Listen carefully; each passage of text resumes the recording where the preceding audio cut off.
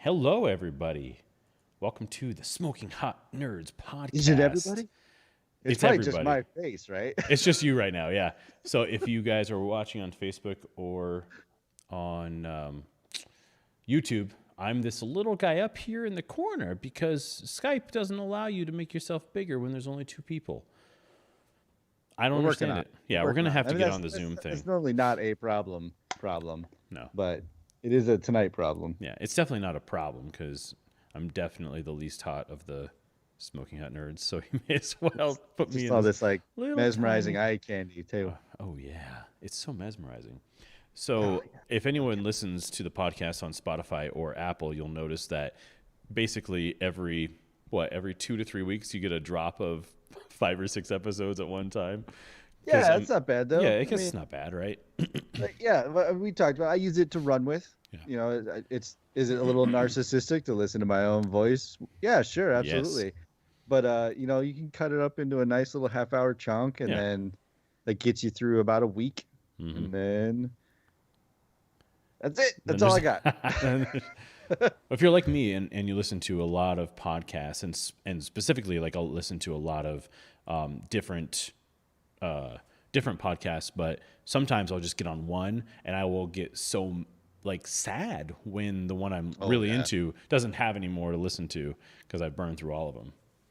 Yeah, I've tried listening to a variety of podcasts in varieties of situations. So like running in the morning when it's us, it works for me because I can hear what we're saying, but I can still focus on running. I tried listening to a D&D podcast while driving in California. Nope.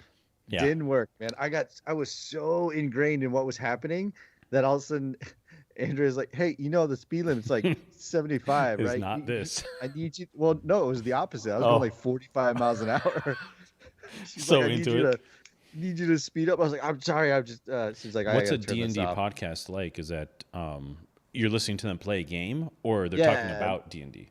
No, I'm listening to people playing a campaign. Oh wow, nice. And that's the hard part about it too, is that it's 70% audio for me, it's audio to visual imagination. So like I hear it, but then my brain has to start creating the visual for it. And then that's when you start like slowing down and you know, swerving a little bit. Going 45. Too much. You should just plug in the headphones and let Andrea drive in that case. Yeah, no, that's not gonna work. Yeah. I am a driver. Are you I'm very serious about it. If I'm with you know, well, pretty much anybody, but especially you know, with the person I'm dating, I will always drive. It's just not a thing. Yeah, I'm not opposed to being driven. I am. Yeah, I hate it. It just ends up being one of those things where it's like, yeah, I'll drive because the other person's usually, you know, texting that we're on our way or, you know, taking care of like the management of the obligation. But no, I don't mind driving. It's just it's a thing. Passenger seat is just not for me. You get a little squirrely in life and in the car. Just like I wanna. Well, I can be very judgy about how other people drive. Oh, look at your face. For those listening. So anyone who's just listens on Spotify and Apple, thank you, first of all. But second of all, it's really worth watching this on Facebook or YouTube because Eric's new lighting in his studio is beautiful. Totally tubular, dude. It's very Star Warsian. Or Blade Runner-y. Oh. Or kind of insert science fiction movie. It's got the very it's a little intense, the blue. Well, they call that the like a teal Broncos fan. Yeah. Or it's like it's got a little William Wallace. Yeah, I was saying, yep, it is a little Braveheart. But the teal and orange thing that you got going on is actually really very cinematic. So I like it. I don't know if I can move myself into. How do I do it? Why every week do I not know how to do this? You got to go to the little menu and then switch to grid view. Grid view. Not modern grid view. And then float. And then float. And then you got to like pull yourself and And then you got to pull yourself. You should be used to pulling yourself by now. That's what she said. Yeah. and then scale up. Everything just totally. I went yellow. Oh, there we go. Grid view, float. Mm-hmm. Yeah, But and now then I you got to can't- drag yourself. Oh, there I You am. can't There we drag go. yourself in. It's having a hard time grabbing myself. It's the we go. sweatshirt. Yeah. Yeah, I'm going to take this off because it's hot now. in here. Ladies. It was Mhm. real hot there, too? cold. No, it's Oh. cold, like real cold here. But it's very Oh. cozy in the studio, so I'm gonna take this off. Hang on. Should I do it on camera? Sure. I mean, we can't stop you. All you're gonna get is a deep V.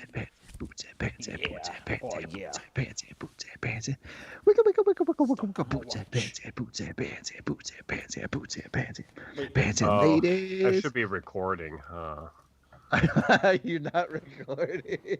I like just got started. That's what you're supposed to do, Skype right? made me Update. log in, and I was Oh. like, I haven't logged into Skype since I don't remember. Yeah, it's doing that. I updated Windows, and now I have to log into Skype every time I go back into it. So Yeah, nice. security.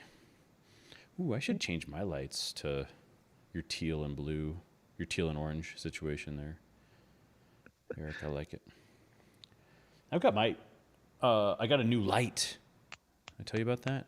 Yeah, we talked about this. Yeah, we talked about it last week. The bloom light. Oh the no, I got pumpkin the light. I got the light, the globe, but I got a new light, the new Aperture 300X. It's a beautiful You know what set that light. means, Nick? Yeah. Or you No, I have no idea. It's Yeah. it's anything that comes with like a number greater than 1 and then a letter. It's like, Mhm. oh, Yeah. day, oh, Yeah, someone especially if it's an did a little X. work. You know, the X means it's good. It's That real means they good. went through A through V, W. and it failed. W.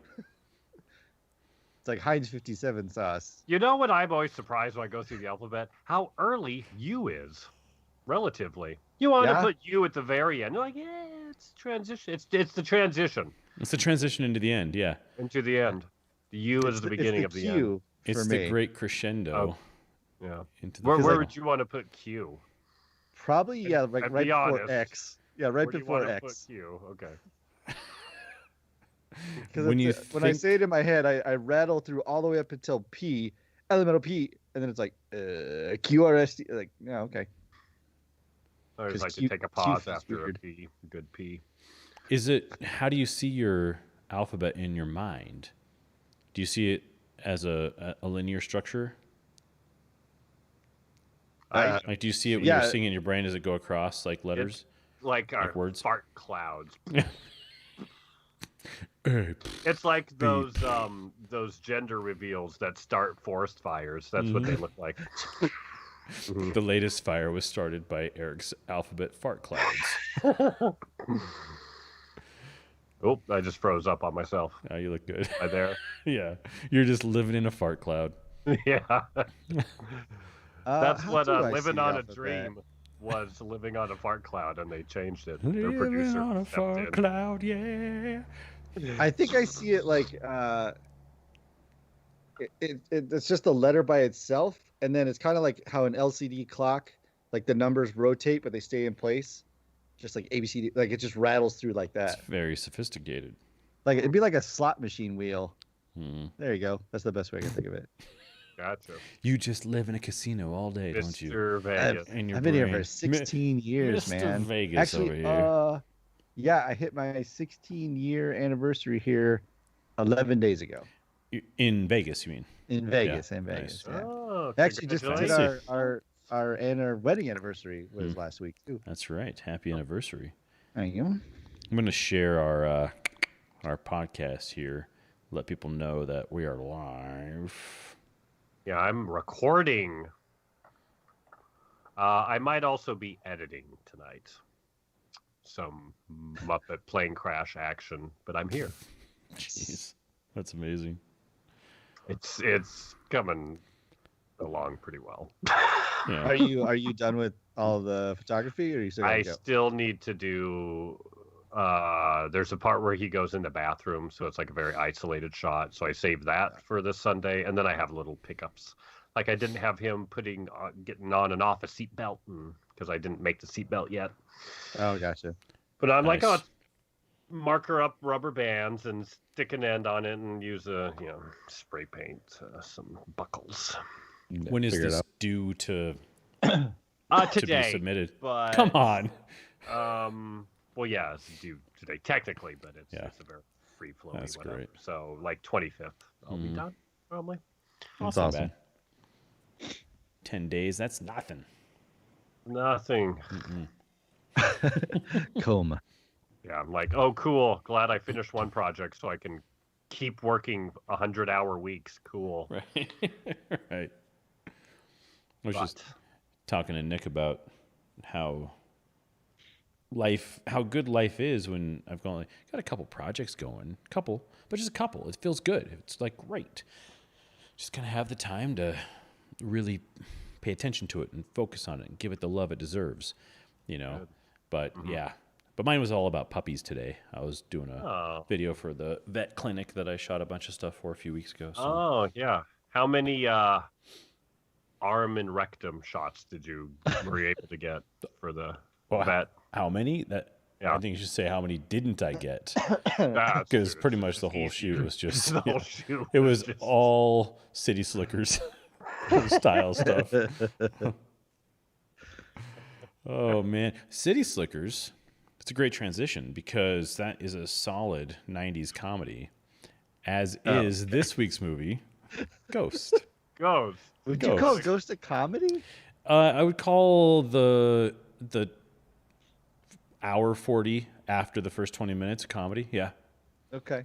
Yeah. It's like a Man, I wish I would have rom-com. rewatched it then. Yeah. Oh, you didn't watch it? I saw it like 9 years ago, I guess. But He just Pretty tried good to tell then. us he's got like 100-hour weeks. yeah, so I'm I'm sure he's not like, what have you sneaking been that in. doing? Yeah, what do you do on your breaks? Cat naps. Yeah. You eat food, right? Yeah. Yeah. Not watch Ghost. I'll tell you though, it was definitely worth the watch. I get like strangely into it at about 45 minutes. I was like, I like this movie. Is it the part? Yeah. Because this is what did it for me. It's the part when you start to say to yourself, like, "Man, when I die, I want to be a ghost. Yeah, kind of. Like, I want that ghosty type stuff. That looks great. learn how to kick a can. Yeah. Yeah, Flick a do bottle that. cap. I mean, I really, can do it think while about I'm alive. what that means. but when I'm dead, first thing, going to the subway. Mm-hmm. It was, I think it hits its stride at about, right when Whoopi shows up. That's when it starts to get interesting. And then you're kind of like, oh, okay. Because the thing about it is it's sort of a relic in and of itself it's 1990. So, we're at 30 years old for a movie like it. And it really, I kind of go into it, think it's going to be cheesy, and it kind of is. But then eventually I started getting like really into it. Like, oh, this is a good movie. Yeah. That is why I remember, like, I was affected. I was like, dang, I got some feels. Even watching, the last time I watched it was like a kind of half watch because I think someone had it on in the costume shop when I was finishing my thesis. And so even that was like, and it was probably like 3 a.m., Right. But still, I was like, oh, wow, this movie. Huh? Yeah, it's surprising too. The plot of it is actually could be an overcomplicated plot. Mm-hmm. And for the people who haven't seen it, the high level is Patrick Swayze's character and Demi Moore are together, not married, and apparently they come into a little bit of a boon, so they move in together. And Swayze's character is a banker down on Wall Street somewhere in New York City, and she is an artist, and they're just in the prime of their love and their life. And then a mugging happens, and it goes wrong, and Patrick Swayze's character dies, and that's when he becomes a ghost. And he's offered, the light comes, and he sees his body, and he's kind of shocked by it. And I think Demi Moore's character says, "Don't leave me." So he kind of turns around and runs to her, and now he's stuck. He's stuck on this mortal plane now, and trying to figure out what happened. And he finds out that his death was not an accident, that he was murdered. That's like That's Yeah, and that's big the thing is reveal. he Yeah. finds out that he was murdered, and then he finds out, and this obviously it's 30 years old, so spoiler warning is off, but his best friend was laundering money for a drug cartel and was using his accounts to launder the money. And when he changed the passwords, the mugging was just supposed to get the little book that had the passwords in it, but he ended up dying. He got shot. So then now it's like this mission to find the passwords because the drug people want their money unlaundered. And then, yeah, and that's the part about the plot that's like that is a huge Right. that is a huge subplot in and of itself of Yeah. like what drug lords are, how did he start laundering it, how is he laundering it. You think about like Ozark and these Yeah. type of shows, and you're like, there are entire shows built off of this one little That idea. idea, yeah. Yeah, and then they handle the Whoopi Goldberg character is um his name is Sam Wheat, which is a great name for a white male character in a 90s movie. It's perfect. And so he follows because the guy who shot him comes to their apartment and he starts following him to try to figure out who it is. And he follows him to his apartment, and then there's a mysterious phone call. And then when he's walking out, he sees across the way there's like a palm reader, a spiritual advisor, blah blah blah. So I think he just walks in there. There's no weird like compelled to walk in type He just thing. glances over and He sees glances it. over and Yeah. and kind of goes to check it out. And then what you come to find out is that Whoopi Goldberg can, while she is a fraud, she can commune with spirits. Although So she didn't know she could. She did right. She She'd didn't know always at the been a time. fake up to this point, and then she hears Yeah. Sam's voice and is like, "Who's talking to me?" And that's when she realizes, "Oh man, I've got the," because I think her mom and her She said grandma my mom had it. were My yeah. mom's mom had it. Yeah. So she finds out that she actually has it, and then there's that. Then they work together to try to warn Demi Moore's character that like she's still in danger. It wasn't an accident. And then then there's that whole intrigue of the money. And like again, that is a whole nother movie in and of itself, right then and there. Did But you they fast forward all those, the other parts just to get to the money parts? all the Righteous Brothers scenes, I slowed it down, 50%. that erotic pottery. Watch the pottery yeah. go. Yeah. So the movie still holds up. And I think what's good about it when I say it holds up is there's a lot of problems that would have been solved by a cell phone. Right. And I think we've talked yeah. about this before, Yeah. but it holds true to that point in time where like, yeah, that stuff wasn't around. So these are the things you'd have to do to get around this type of stuff. And it's real good. It's real. I think it's been inappropriately touted as like a chick flick for a while, Yeah. along the like Pretty Woman and stuff like that. And it's like, now Ghost is actually Yeah. a little bit better than all. It branches out just a skosh more beyond that kind of stuff. It could very much be construed as a chick flick, just in the sense that the first 20 minutes kind of are, and it's an unfortunate first 20 minutes because it's almost something you want to shut off. And the reason is because it's super trite and super cheeseball, and it's very 80s, even though it's 1990. It's very 80s in the way that it's set up. It's perfectly lit, and it's perfectly this couple's perfect, and it's just the best friend. It's just too much. But and then when they go to they go to see a play, Hamlet, and then they walk down Macbeth, and then they walk down the only empty street in New York City, and then that's where he gets mugged and killed. And so at that point, I'm just like, and I don't remember the movie at all. So I'm just like, I'm like, why is this so trite? But then it turns into something completely different. Once he meets Whoopi Goldberg's character, it turns into a comedy. And not because she's hilarious, which she is, but because you realize, oh, this has like a lot of comedic leanings. So it's got this weird thing where it could be a movie about the drug lords. It could be just a romantic comedy. Like it could have been just a funny movie. They could have gone full on Ghost Dad with it. But it has all of these different facets to it, including representation of what heaven and hell are, which is really interesting. And I think the thing that struck me the most in a weird way was, so we were alive in 1990. We were, 10-ish years old. And the world that we live in now makes that world seem so foreign. no cell Oh phones, yeah. no internet, nothing that connects you to other people other than your connection to the other people and phones. Like that's it. And Yeah. so that's become so foreign to us that there are like a million ways to communicate that you think about as you're watching a movie like this. Like, you know, oh, you could just call her, just get someone to text her and tell her or whatever, and you just don't realize how far we've come. But the movie, as like if this came out now, yeah, it could be a solid film. I think the script won a Academy Award for best screenplay. So Did it really? yeah, it won best Nice, screenplay. nice. So yeah, Take that, Glory. I don't know what it was up against. Right. Yeah. No, I think Glory was earlier. it's- I hope maybe not. it would be interesting to see what this movie would look like with current technology. Yeah, Right. So if they probably wouldn't, the going to see a play thing, hard sell, maybe. You know, it'd be more like Netflix but they'd have to change Well, it they to have like, to be out. right. That's Yeah. what I'm getting at. Is like you'd have to think. I mean, she was an artist, so maybe they change it to like her gallery opening Yeah. or something like that, so that there's a reason for her to be out.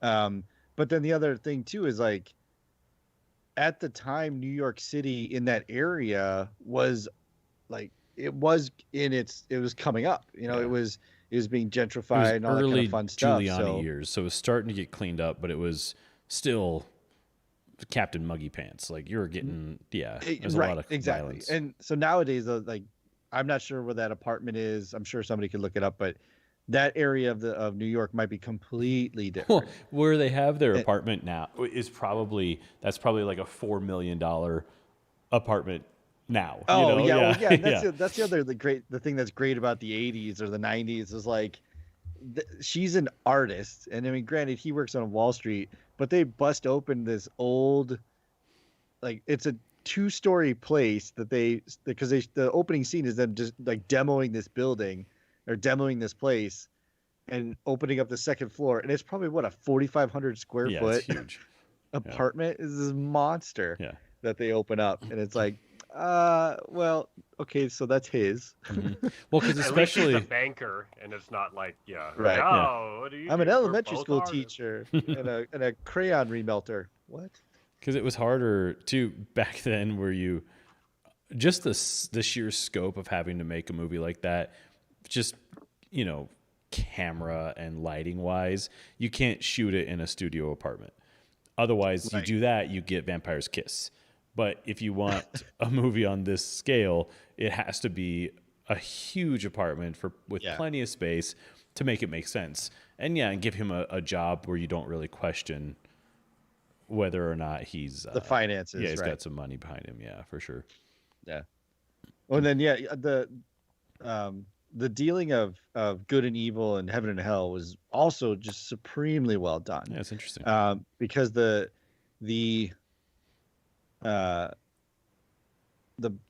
good guy, the light beam, that's the standard trope The particles of, and- going into the light and the particles. And they show the scene in the hospital where the guy dies on the gurney and they get sucked up, and the old guy next to him is like, oh, he's one of the lucky ones.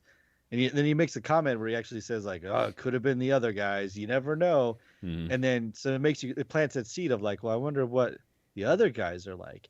And then the way they did that was so good, by taking the shadows and literally like sucking up the shadows, and then the shadow figures pulled away the evil. The concept is great. So- the yeah. effects were awful. Well- and it's surprising for even 1990. You're kind of like, you guys could have done, like, Ghostbusters did it better in they're- 86, so They're or all 85. so good except for one.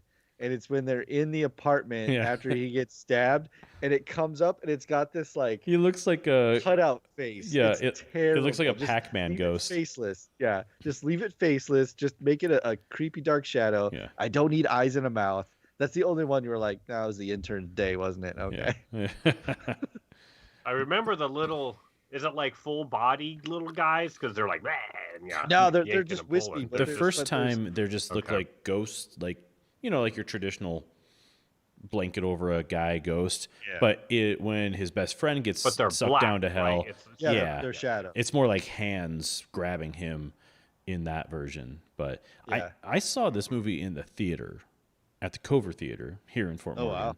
at age 10ish, and I remember when his best friend dies at the end, a window falls down and stabs him through the stomach, and blood squirts out. And I just really remember wondering if it was real. I don't know why, like, even though I know it was a movie, because it looked so real to me. It's good. Yeah. And I was a very religious kid in a lot of ways, and I was terrified of dying and terrified. In 1990, you're creeping up on what we thought as kids was going to be the end of the world, because end of the world was going to come around 2000. So all the heaven, hell, ghost stuff, it really just bit into me for some reason. Forgot it all completely. So watching it today was kind of fun to relive the childhood feelings.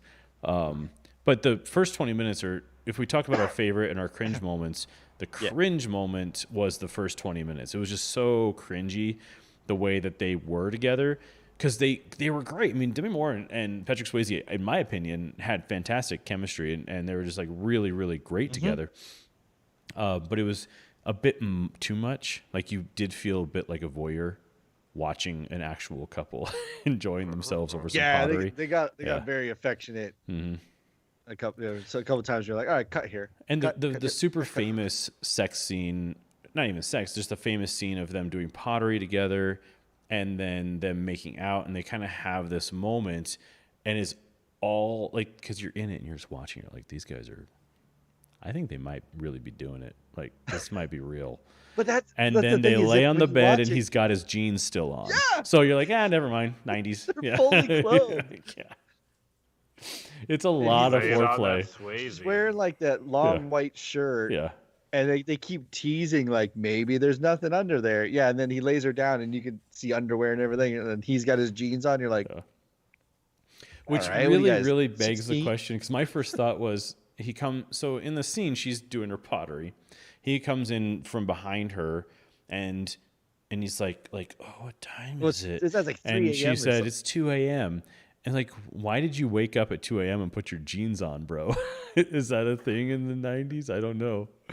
Maybe. Yeah, and then she's I blasting don't the get out of bed G-box. without putting a leg into a pair of jeans. Yeah, the jeans go right on. Doesn't Yeah. matter. Even if you just got to get up and go to pee. I have like a jean holster that's attached to my bed So frame. you just swing out and I slide right in. I swing, yep, legs out, feet down, Like Bubba Boba Brain from Animaniacs, just right in. and then Yep. give it a jump. That's just a little And I'm jiggle, and you're good to go. And then I go, oh, okay, Good morning. What time to go pee, and then go back to bed. And then I go pee, and then I crawl out of them. Oh, you don't have a machine that gets you it out of takes them? like 35 minutes for me to stage the jeans, so it's not practical, but Starch them, stage them, get them ready. I iron a crease Yeah. into them. Well, it's easier to find if you got a crease. Yeah. But it's a the great. water and the iron. Ugh. Yeah. It's a great movie, man. Like, I was surprisingly into it, and I really enjoyed it, and didn't really catch what was going on with the laundering thing, because it was very vague, and they've got these computers, and he's like literally like clicking key, because no one had a computer in 1990. So he's like, there's too much money in this account, and I was like, I don't know what you're talking about, but I was too enthralled with the story. And then to go into this thing where not only is it frustrating that he's dead, but it's frustrating that Whoopi Goldberg's character can hear him but can't see him. So he's communing with her, but she can't see him. So that created a hilarious tension between the two characters. And she won Best Supporting Actress that year for the role as well. I do remember that. Yeah. And that was sort of like her entrance into her golden era of who she was as an actor as well. So I think Next Generation was probably around that same time, right? When she was in that, and Sister Act and all that kind of stuff. So she was just like killing it at that point.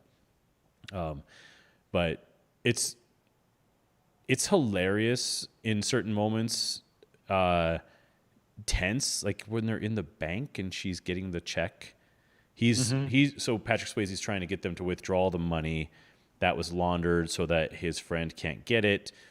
And it's a movie from the 90s, and I'm sitting there like completely with bated breath to see if she withdraws the money, does it really work? So I mean, when a movie does that to you, that's 30 years old, and you poo-pooed it immediately, it's doing something right.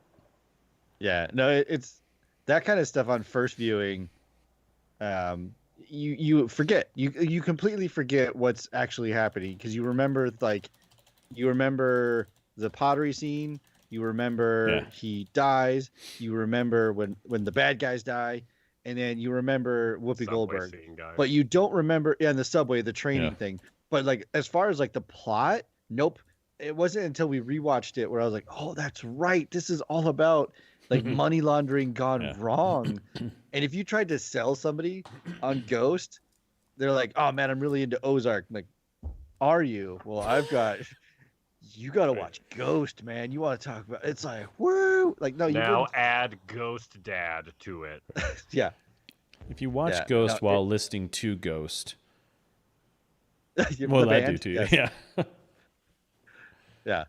No, it is good. And I think I probably have not given it a fair shake in the past, just because, like I said, that's what you remember is the pottery stuff, and you're like, man. But Whoopi Goldberg is fantastic, and I think they did a good job too of like their sight lines, of he's right here, but don't look, because Patrick Swayze was what, like 5'1"? He was a little guy. But then, like but all their sight lines are somewhere up here, like in above his head, kind of thing, which just kind of adds to the. Okay, so they're not directly talking to him. It just adds to that mysterious, like he's out there somewhere. Mm-hmm. I do have a couple of pet peeves, please, but they're not game breaking. But it's just one of those, like it's annoyance on like its third watching, but is not enough to break it the first time. So the first annoyance is the training to touch things is a great scene. Love that stuff. But then how is he just walking around? Or when he's in the hospital, he like sits down in a chair. There's a lot of things you gotta, even just walking on the second floor. Yes, that's what I'm getting at. It's like it's one of those like, how, but like, you know what, don't worry about it. It's not a big deal. Going upstairs. The other thing that bugged me, started to think he wasn't even dead when they filmed this. Right? Aw.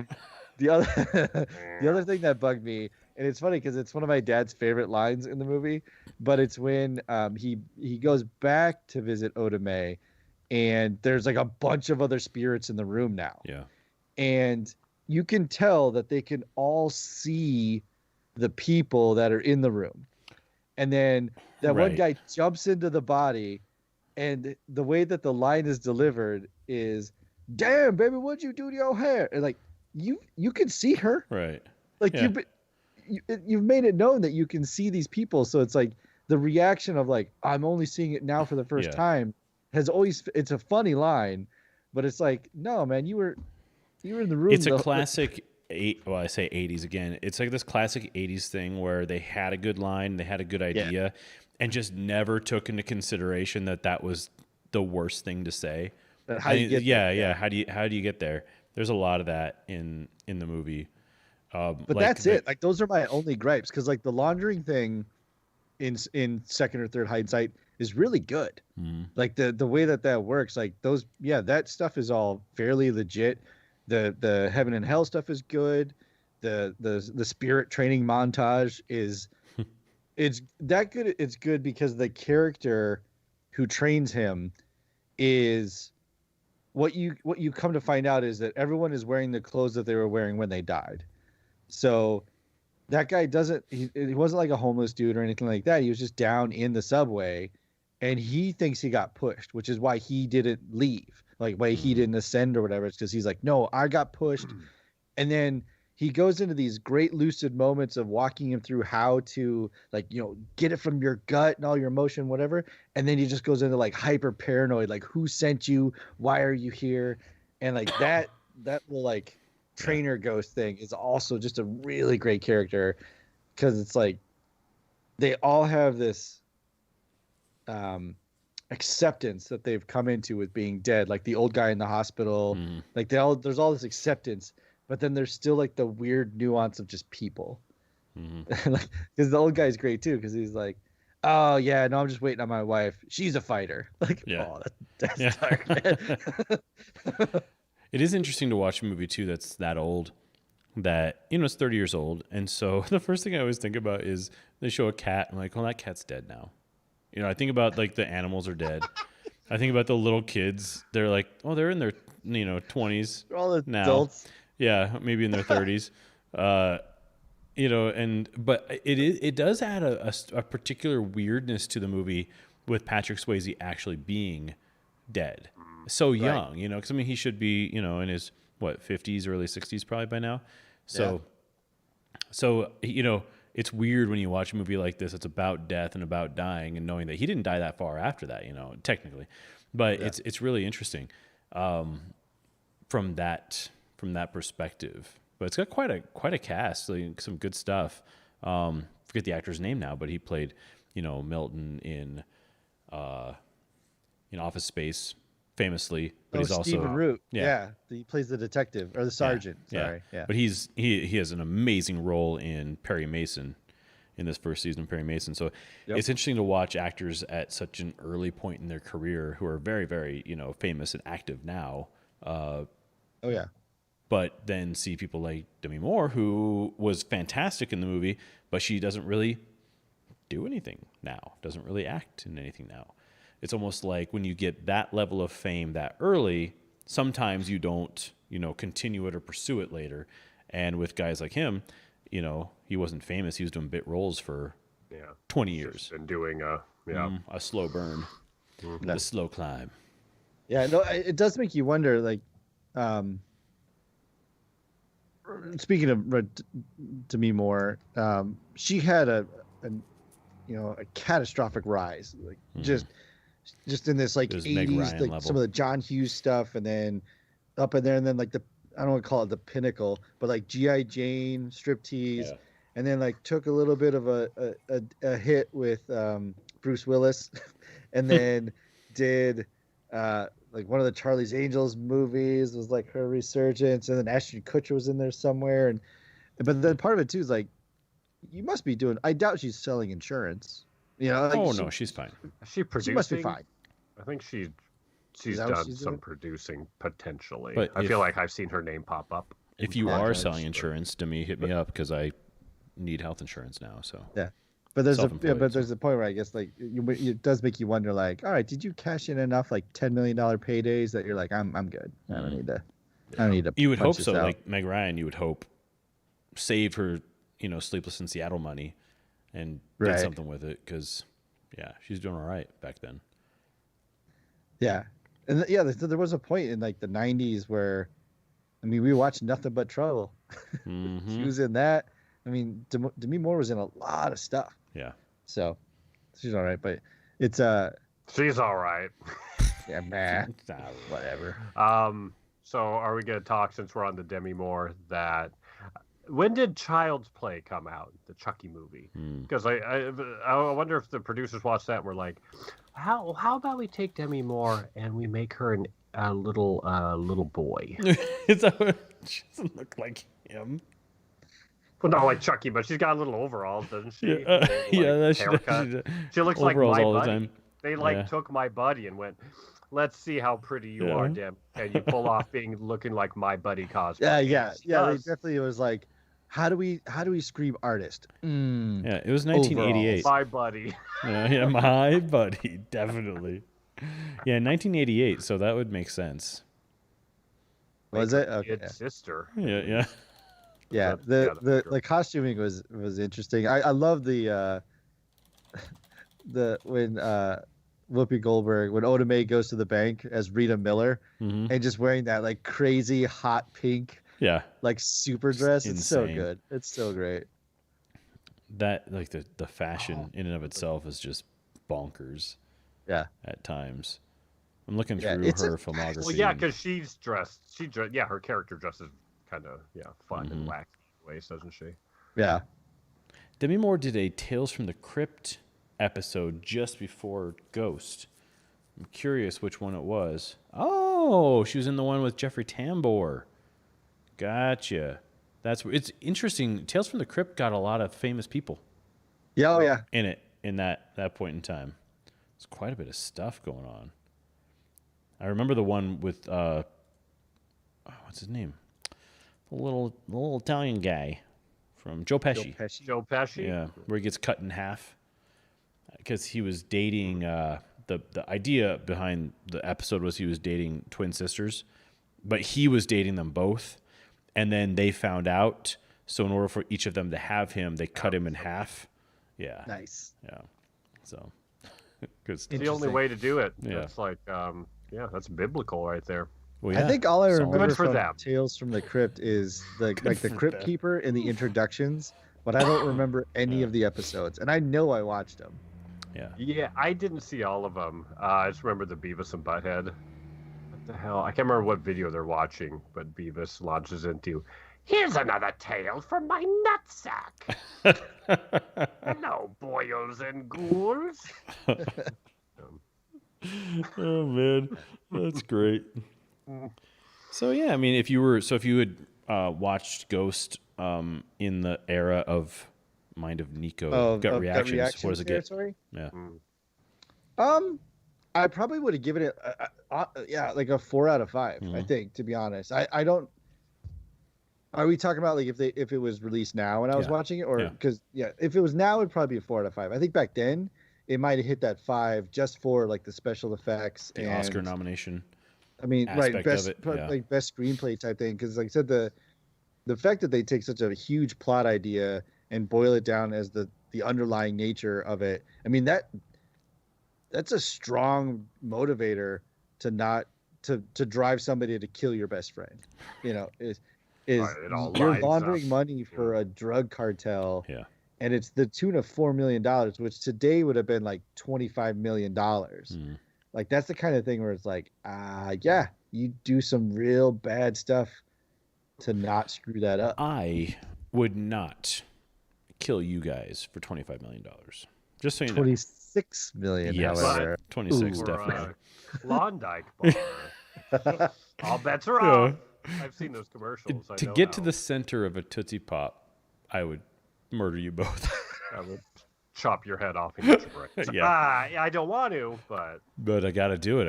I got to know what's in I there. need that Tootsie Pop. I would and kill it's you for funny, your too, 'cause pants I machine. think the one thing where Patent pending. where that plot falls apart though is that Bingo. Yeah. he's really nervous about the $4 million, but I think he says at one point that he's like 80,000 of that is mine. And it would have been better if they just leave it at like you're gonna die. Like if he wasn't getting paid to do the laundering, if it was like a threat of death, I think it would have been a little bit more. Yeah. But yeah, I didn't catch it till last night. Was when he literally talks about getting the 2% kickback from it. It puts a weird Yeah, spin that's on the a little- movie when the main character is dead. It creates a weird thing where if you're threatening live characters with death, but you're dead, but you're also kind of alive, it makes for death not seeming that weird. But so what the movie did really well was when the guys did die, they got like taken to hell. And so it was like they were even more terrified. My only thing about it was sometimes the acting was just too much.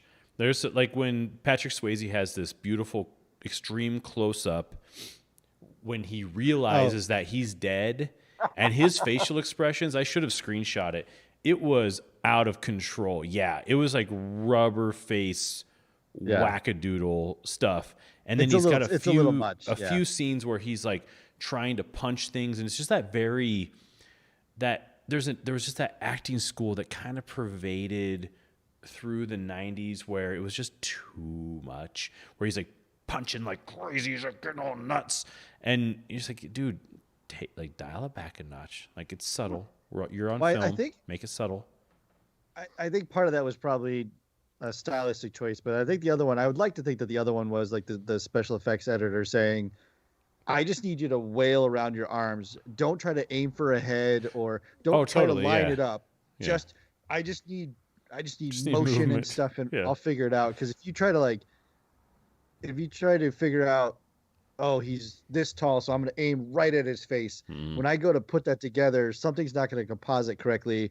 So it's like just start swinging. Just go. Just go for it. We'll do it in post. That kind of thing. Yeah. Because you could tell there were parts where they didn't get the camera quite right for the overlay stuff. So sometimes the scale some of it was rough. was a little bad. Yeah. But again, in 1990, good job. Yeah. I mean, yeah, like really good job. Because getting the people that close together when one of them's not necessarily in the room, and then they have to come back and then composite it. But there were some moments though where I was like, what's that movie with Haley Mills, Parent Trap? They did it way better. There were some moments, like the first moment when he realizes that he's kneeling down to see himself dead. It was so glowy, and you could see the keying. Like it was real rough. Yeah. I'm like, I mean, this was not a cheap movie. They could have done like that. Shoot that again. Way or off. Figure it out. Yeah. Yeah. But I think also though, like film covered a lot of ills. You could really fudge some things with not only with film but also the way in which we watched movies on the style of projector, and then also once the movie was put on VHS and then to your TV, resolution, all that kind of stuff. Down. Yeah, you're not going to notice how bad effects are in the way that you will on a 60-inch TV or whatever. So I get that, but Jurassic Park was 1993, and those effects are pretty good. Pretty good. It's true, but those were also like super groundbreaking. Yeah, that's true. Facts. Yeah. Or Ghost. No, usually when you see like ILM specials, they don't go. And now the Ghost chapter. Yeah. I don't think they did it. Yeah. 30 minutes. It makes sense. Yeah, circling back in 1990, 5 out of 5. Like today, 4 out of 5. Like it's definitely worth some nominations. Not taking the awards away, but it like I said, I don't think the story doesn't work in today's technology. There are too many checks and balances around money laundering. There's a thing called a cell phone. There's it doesn't necessarily fit in. Do I think you could take the concept and work it into something today? Absolutely. Like you could do crazy stuff with, because they've done it with like horror movies where like you have not EMP. What's it? What's the ghost voice phenomenon? What's that called? Electro. Yeah. It's not EMP. I don't know. But it's EVP, electronic voice phenomenon. You could do some EVP stuff. You could have ghost writing. You could have like he does it on the mirror. We like breathe. He turns on the hot water so it steams it up, and then he writes "boo" in the mirror. Like that's all really good stuff. Yeah, like that really stuff good. would still track today. Yeah. So I think you could definitely do it, but there's some concessions you'd have to make because of technology. Yeah, the way that we communicate now changes the entire face of how movies can be made, right? And TV shows and everything else. I think that's why we've got so many shows that are doing so well that happened before all of that. For that reason, 100%. Because storytelling is very hard when everything is live and you can just text or message or whatever else. The idea that I can message, my friend in Hungary in a second, and we can be up, concurrent times, 4 hours and talking. It's crazy, Oh yeah, that we can do that. Who's whereas your friend in Hungary? Yeah. Well, I'm just using it as an example. Matt's like cousin or stepbrother just popped into my mind. I don't know why. Yeah, nice. Yeah. Well, no, I was thinking of a country, and Hungary came to mind. Nothing. That's not a completely unnatural phenomenon, because I remember when they had the giant earthquake in Japan that caused the tsunami. Word of that earthquake went around the world faster on Twitter, to the point where scientists in Yosemite could turn on more equipment to try to track the effects of the earthquake and capture it, because it was almost like a polar diametric phenomenon, which is impossible to. You obviously can't predict earthquakes, but the fact that the Twitter was faster than the seismic vibration of the Earth to the point where they could turn on additional equipment. That's bonkers, man. That's crazy. Hey, 5G, man, it's gonna change everything. Like it's gonna be new, You get 4 arms, new speed. Yeah, I could use an extra arm, that's for sure.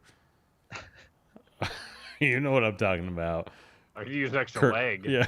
Get some 3-legged pants off my bed. Boom. Boom. Only takes you half an hour to get back in your pants. And I put on that Aerosmith song, Back in the Saddle, again. Yeah, I have a whole regiment. Yeah. It seems like a lot just to pee. My roommate is not happy. Yeah. Neither is your cat. And my upstairs neighbors, my downstairs neighbors. Yeah. The guy who holds your pants for you. The machine is a diesel motor. It's efficient, but it sure is loud. It runs off water bill. You got a running water. Yeah, I gotta crank it. I got a thing. I gotta crank. It's only the 5th generation, so it's still some tweaking. Why don't you just get up and go pee? Why don't you just get up? You don't need pants on. You don't need jeans on. I'm glad you're recording this, because when you go back and listen to that question, how crazy that is. Yeah. You sound stupid. If I'm not wearing jeans, what am I supposed to zip down? Yeah, exactly. Yeah.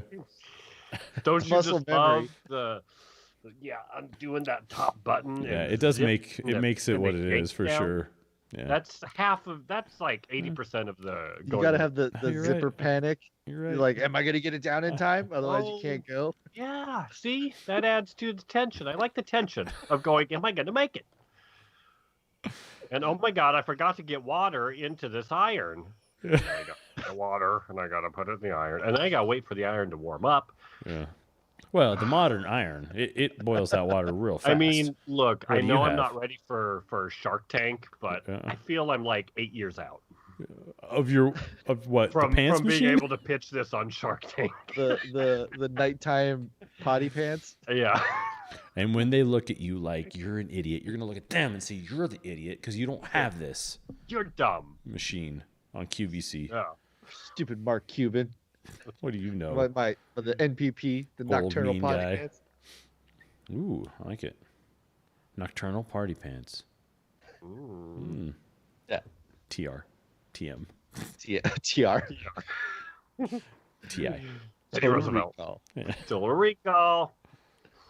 Good one. Any parting thoughts about Ghost before we call it a night on Ghost and move into?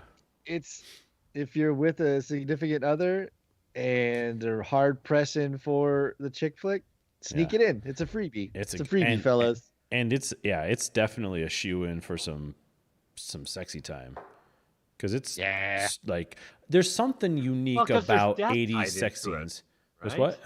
There's death tied into it, like, oh man, yeah. It's very romantic. It's short. Oh yeah, it makes you appreciate your loved one. It makes you appreciate Jefferson. Like it's a lot of things going on. Oh, did you have Jeffy moments? Oh, for sure. Yeah. Yeah. It's Jeffy. It's Jeffy moment laden. Yeah. I mean, also makes you think at the end when he says that, it's beautiful because you take your love with you, and it's like, oh, that's for you, fellas. Although I did Ditto. Well, now that's the whole like button tying. Is he can't say I love you right. to her. She goes, I love you. He goes, ditto. Mm-hmm. And at the end, he can say I love you. Yeah. Yeah. There's a couple times where he kind of wrecks her pottery, and they've got this close up on him when he does it, and it's amazing. Where he's kind of like, oh. And he does this weird thing with his face. Like, what was that? Yeah, like what take is this? Yeah, no, the director wasn't like, let's do that again. Every time you do it, redo that. Yeah, I know, right? There's a lot of it does make you wonder destroyed. if that was like a goof that they were just like, you know what, screw it. That was funny. It works. Didn't take much. I want to know if Demi Moore took pottery classes for the role because you'd have to. That looked hard. Yeah, she had way too much, like the camera back. And she had way too much physical contact with that pottery to not have been given some form of guidance. Yeah, it wasn't like you could tell with someone else's hands. And there's close. You got like fingernail polish. Yeah. There's hair in it. Oh, that's another cringe moment is when he's like, I wish I could touch you one more time, and then Whoopi Goldberg's like, all right, fine, you can use my body. Yeah. And he like goes into her, and then it's Whoopi Goldberg's hands that touch Demi Moore's hands, and then the camera pans up to Demi Moore's face, and then it's Patrick Swayze. It's like, no, that's still Whoopi Goldberg. Yeah. Like all of this that's happening right there. I get what you're doing, but if somebody was to like look in the window, that's Whoopi Goldberg and Demi Moore dancing around. Which is, I mean, think about if they made that now, it could be like Rachel Brosnahan and Kerry Washington. Like I'd watch that movie. Who's the first person? Rachel Brosnahan is in Marvelous Miss Maisel. Oh, okay. She was You're also welcome, in. Hollywood. Does she play Marvelous? Yes. Or Miss Maisel? No, Yeah, both. Miss It's the Maisel. same. Oh, Yeah, it's like She was also yeah, like in Captain Marvel is a girl. She was in let them be captains now. All right. House of Cards on Netflix. She played Rachel Brosnahan played the prostitute that is used to blackmail the junior senator. I didn't watch that And show. it's pretty good. And then she's heard of also I in. canceled that show before Kevin Spacey even got canceled. Because he hit That's on how- you one that's how day at cool I am. Saturday Night Live. Yeah. You were so And then cool. she was in you a show called canceled him Manhattan early. too, which was really good. Yeah. It was about the Manhattan Project. Oh, she's Oh, amazing. What's that show called? Manhattan? It's fine. Please say it 3 more times. So he gets it. No, you're fine. You're fine. Listen to it. It's fun. We're It's doing a called lot Brooklyn. of It's talking about the over each other. Manhattan It Project. happens. Good bit, though. Yeah. What's it called? The Manhattan Project show. It's called the Manhattan Project show. Oh, Oh. okay. Yeah. No, Ghost is good. and it's Ghost is good. definitely it's definitely a freebie for. Yeah, for worth the- a watch. for- Yeah, lady it time. highly recommended if you're in a relationship.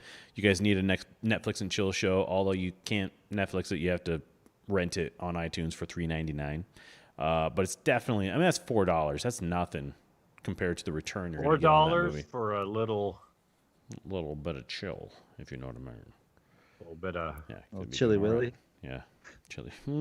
midnight pants dance. I'll see myself out. Good, Yeah. all right, buddy. And good night. All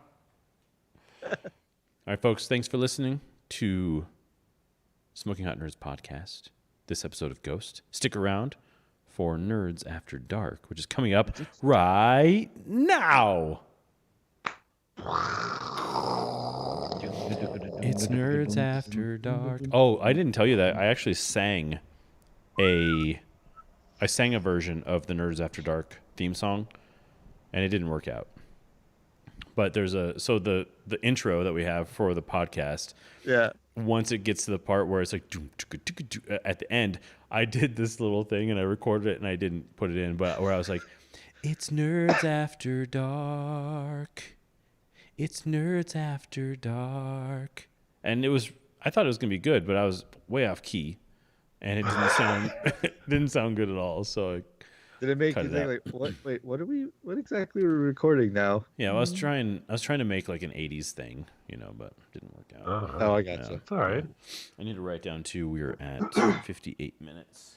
Yeah, Editing. 58-ish. Okay, so Yeah, I'm at put up 52. our sponsor for the week. Oh, they came back. Fantastic. Yeah, no, Zima still wants us. They send more Pull up our copy? I hope they did. copy. We didn't get any new copies, so I'll just read one of our old copy. From our sponsor, Zima. Have you ever felt like your life was too good? Maybe your relationship is nearly perfect and your kid's incredibly well behaved? If that's the case, then it's a good time for a Zima.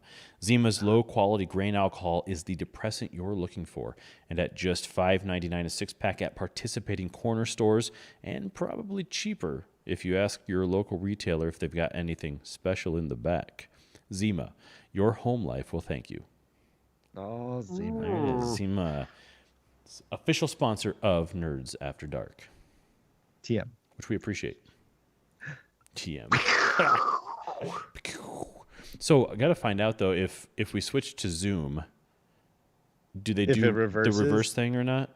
I think it's still like mirror for the presenter. Yeah. That's a bummer. Well, actually, no, because if it does the tiled view, maybe it does a universal tile. Yeah, we'll find out. Because I've got my claws into a few eBay bidding wars right now for some Zima memorabilia.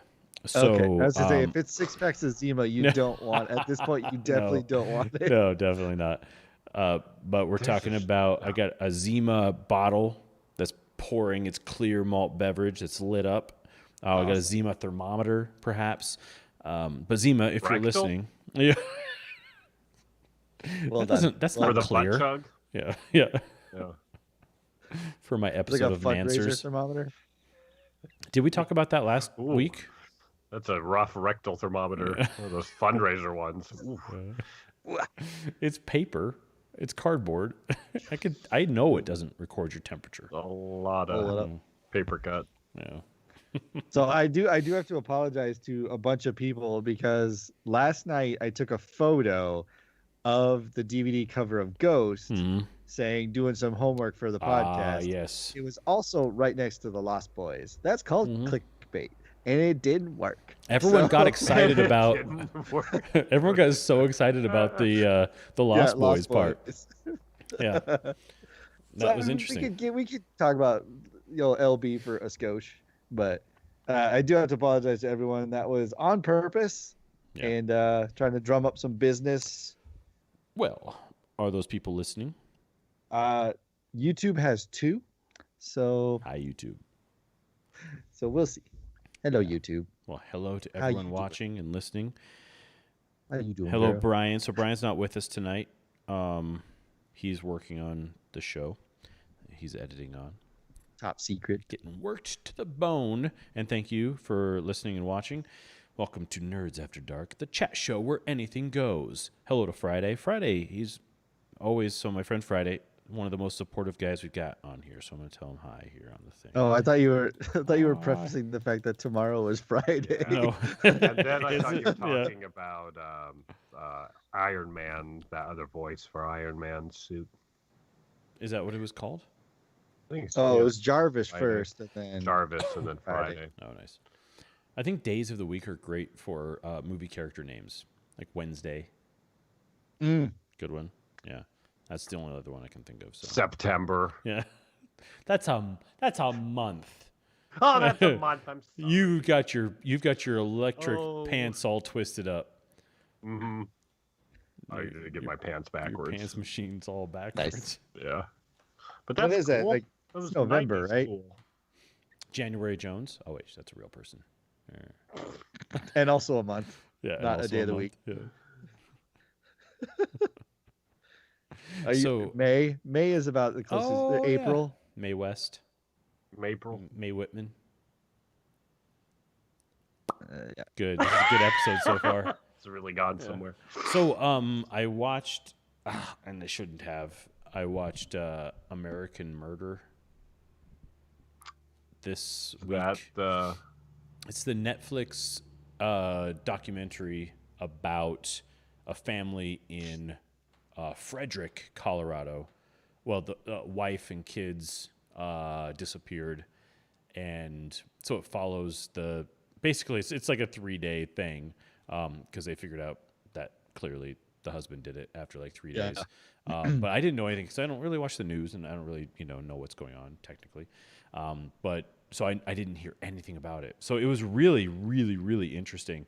But it's not really. I mean, it's a documentary, yes, and they do interview people a little bit, but it's mostly all the body cam footage from the officers who respond to the scene and the footage of the interrogation rooms and things like that. So it's mostly that makes the whole thing work. So good, really good, real sad. Not Ghost. Don't watch it if you're hoping for 4 minutes of enjoyment later. It's not going to happen. I mean, the title's going to trick you. You're going to think it's a laugh riot, but it's like, don't let it fool you. Let's watch American Murder and Make Out. It's not really that, yeah. Sad murder show. Mm. Turns out it's a bummer. Yeah, it turns out it is what it It's says it is. Yeah, no, I we barely got an powered erection. through the final season of Barely. Schitt's Creek Nice. that just released, and we powered through that one. It was real good. I'm conflicted. Shocker. It was definitely a season written to finalize the series. Yeah. So it was like from episode 1, they were like, all right, we're coming down to a focal point, and we're gonna take about 14 episodes to get there. So you knew that, and that was a little annoying, but the show was, God, it's super funny. It's so well written and really, really funny. So even with that annoyance factor of like, okay, they're creating situations where they can button it all up. I get it, but it was super fun. And like the vows of the wedding are probably the best way to wrap up that show. It's so good. Who gets married? Um, Spoiler alert, everybody. David and his boyfriend, the shop owners, they get married. Gotcha. I watched the first 2 episodes. I think it was funny. Oh, I mean, yeah, I love, you don't I love meet those guys. you don't but I meet didn't his fiance till like the 3rd season or something like that. Okay. How many seasons were there? 6. What? What?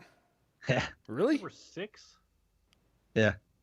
Oh, That's a Well, lot. it's deceptive because it's Canadian, so it's not a standard like 22 package or like it's 24 minutes, and it's anywhere from like 13 to 15 episodes a season. So it's like it's not a standard block as you would anticipate it, and that's why it's real easy to like burn off a Saturday watching an entire season. Yeah. Just because That they short.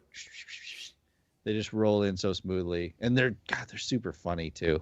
They're real good. It's almost, I think we talked about it too, is that they sometimes it feels like they just told them like, hey, if you're gonna break, that's fine, but I need you to try to keep it in the scene a little bit because we don't want to cut. Like we don't have time to do a bunch of takes. So if you're gonna break, just try to work it in somehow, because there's so many times when you watch them and you can't tell, like, is that a character laughing or did you actually, like, did that get you? I listened to what's Eugene Levy's son, Dan? I forget his name. But, Yeah, that's right. Dan Levy. Dan Levy. I listened to a podcast with him on it, and the show was just so under the radar in terms of they really wanted to just make it in, not in Hollywood and very anti-conventional. And from what I understand is they kind of just did whatever they wanted. So it wasn't like they weren't concerned with that kind of stuff at all. And he directed a lot of episodes. And so they just kind of just rolled with it and did whatever they wanted the whole time. And it sounds very loose and fun. I just didn't really, I don't know why I didn't really like it. The first 2 episodes I watched, I should probably revisit it, but I just didn't really care for it much. It takes a beat to get started. Because it was one of those. I went, oh, okay. Yeah. And then I stopped. Not really characters that weren't, there was nobody likable yet. In a couple episodes, there wasn't a Michael Bluth in the bunch. Yeah, right. So I was just like, nope, they're all terrible. And I didn't, even though I love Catherine O'Hara and I love Eugene Levy, of course, like they're amazing actors. And I think that the kids are brilliant, but I just was not into the show at all. But yeah. Yeah, when they it's almost like there is no main character. So there is no Michael Bluth, right? There is no straight line through it. There's always somebody you're rooting for one episode that you're just disgusted by the next episode. And then the episode after that, you're like, all right, they're middle ground. So it does this weird like emotional swing with them where sometimes that character is the champion and you're like, oh, this is great. And then in the next episode, you're like, wow, I wish you would get hit by a bus. But it does that. It bounces around like that a little bit, which is kind of hard to tonally kind of pick up for a thing. So I think if you watched like an episode and then had to wait a week to watch another episode, I could see why people are like, nah, I'm good. I'll see ya. But if you can power through like beyond the 3 episode try, if you can get into even just hit the end of the first season. Like I said, it's 24 minutes ish. It is like 14 episodes, but if you can get past that initial, this is our problem, this is how we've temporarily solved it. Once they start getting into the town and like becoming a part of the town, then the show takes off. It's real good, but it does take a beat to get there.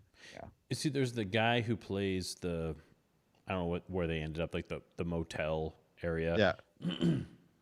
Who I just don't care for him at all, and I don't like Chris him. Elliott. Chris Elliott. Yeah, and The I just mayor? don't like when he shows up. Specific sense of humor. But yeah, him, I've liked him certainly in other stuff. Like Groundhog Day. Beginning of this. Eagle Heart. Watch Eagle Heart on Adult Swim. Nice. But it's just sometimes he's a little bit. He doesn't ring in. Yeah. He's a little bit too eastbound and down. Like it's just like I don't buy it. He's just not. You're not a real character. You're a caricature, and just kind of the first episode's rough because all those things are going against it for me, anyways. Trying to enjoy it, but yeah, maybe I'll try it again. It's like I said, it has a lot of really good stuff in there, so it's worth just. I mean, knowing that there's going to be some rough edges, but you can punch through. Yeah, it's worth it. And like I said, the dialogue is also some of my favorite stuff too, because they'll make the joke and just keep moving. Like they never explain the joke. Mm-hmm. It's either you get it or you didn't, and then moving on. And I like that. I don't necessarily need comedies because there's no laugh track, right? Like so it's when it's funny, it's genuinely funny. Mm-hmm. It's not because subconsciously you're hearing laughing noises and you're like, ah, as well. Like it's not a thing. Is that how you laugh to a laugh track? Sometimes I'll catch myself like, wait, that's not funny. It's almost like Big Bang sometimes, which is admittedly a really good show, but sometimes you find yourself laughing because everyone else is laughing. Yeah, you get sucked into like, ha ha ha, and I'm like, oh my god, like stuff that I would just seek out myself to watch as comedy is like so different than the broad. Yeah. Scientist nerds, ha ha ha. So there's no laugh track, which then when it's funny, it's genuinely funny. Yeah. So there's a show on Netflix. I think it's called The Detectors. And it's a British comedy. Let me see how many seasons it is. The Detectorists. Okay. Detectorists. I saw it on Netflix. I'm not sure if it's on it still, but that's the first time I saw it. But it's like a British comedy. It's about two guys. It's Toby Jones and guy who played Gareth on the original Office. They play guys who are in like a club where they go and they just try to find things with their metal detectors, and it's fantastic. Really? It's so good and it's so dry, and I mean, as you would expect from a British comedy like that, but definitely so if you need something, check it out. It's fantastic. What's it called again? The Detectorists. There's a real show about metal detector dudes that's on like Nat Geo or something. Really? I can't remember. I don't know if it's still even on. One of the guys he kind of looks and sounds like Will Forte being an idiot. But like the enthusiasm these guys have, where it's like they go on some site that might have some like Civil War crap, and like one of them it's like they're looking around, it's like beep beep beep, and the one guy's like, what the heck does he say? He's like, I got something. I got round. That's like this term. That's like, it might be a button. Ah! And he's like digging and he's frantic. And like he like finds a button. And he's just like, yeah! And he just freaks out. And it's the most amazing show. It's like this guy makes the boringest thing amazing, thrilling, or just comedic. Yeah. You're like, you don't even need someone to make fun of him because he's already there. Oh yeah, well it's like there's a bunch of shows like that which are unfortunate. I think it's like Nat Geo or Discovery. It's one of those. Yeah, and there's like the Hunting Bigfoot and Finding Bigfoot. Any of the ghost hunter shows are, I think the original one, like quote unquote Ghost Hunters, was a good show because they the one thing that they did is there are a lot of times where they went into a house and they're like, no, this is just you've got bad piping and it's causing magnetic fields, which is messing with your brain. So they weren't trying to like, No, you're we're gonna just ingesting mercury. You're Yeah. going yeah, Right. right. They didn't try to Asbestos, man. BS it with like, oh, this is a level 4 spectral haunt. Like there was another like, I don't remember what it was actually called, but I think South Park made fun of it. And they called it like Ghost Bros or something like that, where it's just like that's the Nick Kroll, the Kroll show was Ghost Bros. But was that what? Yeah, but it's like I can't remember. Yeah, South Park did a thing. Yeah, too. where they're always just like, what was that? Oh my god! And they'd rush in with a camera and be like, did you get it? Oh, it's so cold in here, bro. And they're like, okay, settle down. Terrified, and then those characters on South Park just would piss their pants every time. Yeah, Like we're getting some ectoplasm. Yeah, I can't remember. but that Have kind of they stuff ever drove found me a ghost crazy. though on those shows? Have they actually ever found a ghost? No, No, that's the thing. there was one where I probably misheard this, but I guess there was a falling out on the Ghost Hunters show because they did have a cast or a crew member who was manufacturing evidence. Nice. And those Ghost Hunters guys, to their own credit, were like, no, we're not doing this. Like, if we don't find anything, we don't find anything. I don't want to manufacture sounds or have stuff go banging around or lights flickering. If it's not happening, it's not happening. And that's just, they're like, we don't want to lie to people, man. Yeah. And so I think they cut the show for like 2-3 years. Oh wow. And then they finally like brought it back as like but with like a definitive, like, we're not going to do it. If you guys are going to BS us, we're done here. But yeah, I want to say, because I think there was an episode, and I remember having an argument online, shocker, about it too, where they were in like a prison or something, and they had a camera, and the footage was a darkened mass was coming at the camera, and then moved away super fast, and it wasn't like focus. It wasn't like a light sensor, like changing an f-stop or something like that.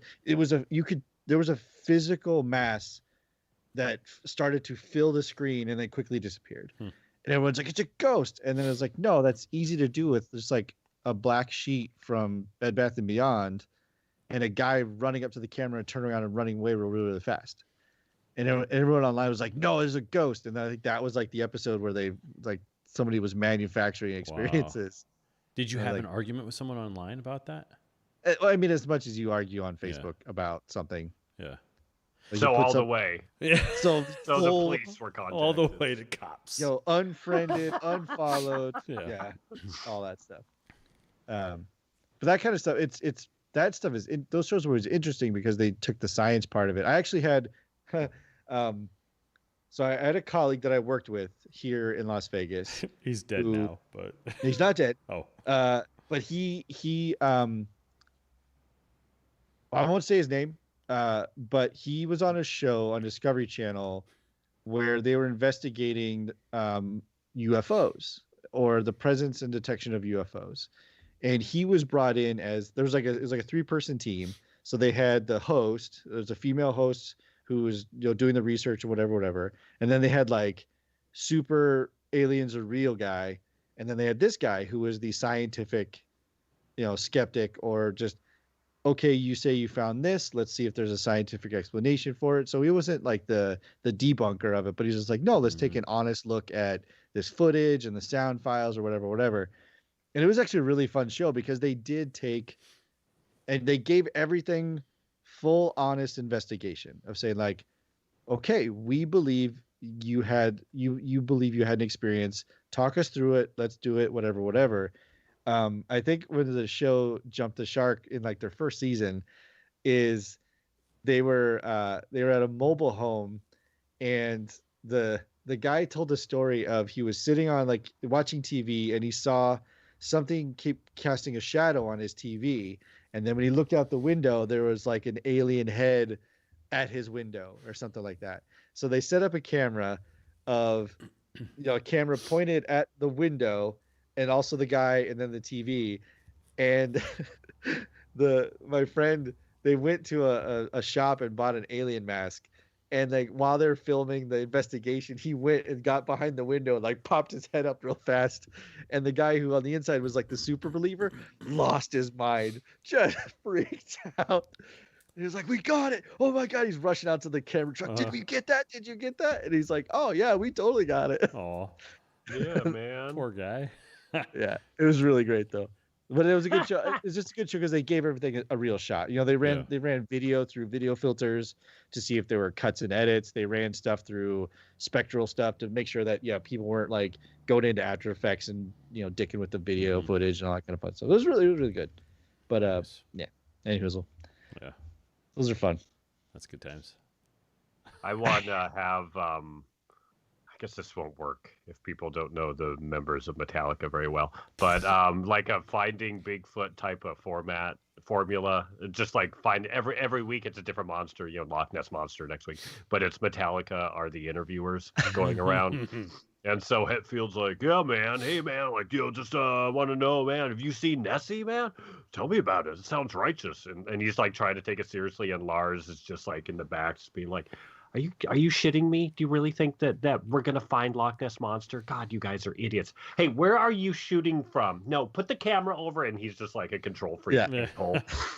And then him and Hetfield just get in an argument every time, and the person that's like being interviewed is just like, should I go? Do I go? What's happening? Yeah, why are you always poking at me, man?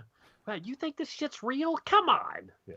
I think that if Terry Bradshaw is relevant enough to have a reality show, we could do that with Metallica. Yeah, for sure. That's true. Oh, and then Kurt Hammett's in the back just being like, guys, the interviewer's still here waiting, man. He's just on a guitar back to unplugged. He's just like fucking with it. Because he's like the little kid in the corner that's like mom and dad are fighting. That's what that dynamic is. Oh, and then there's a new bass player that gets like blown up every week, like Spinal Tap. Yeah. The drummer Killed by the monster. Yeah, that's they Some turn kind the, of they turn monster. the camera and rah. Yeah. Some kind of mystery. It's got to be based. Have you guys seen that documentary, the Metallica documentary? This is going way off. Oh, it's wonderful. It's called Some Kind of Monster, and you just see their interactions, their dynamic. It's hilarious. What's it like? Oh, really? It's essentially, I'm thinking of it, the show Metalocalypse. Yep. Brendan Smalls. I swear he watched this documentary and went, "I got an idea," and then he made Metalocalypse off of it. It's a great show. Yeah, it's following them right as they're getting their new bass player.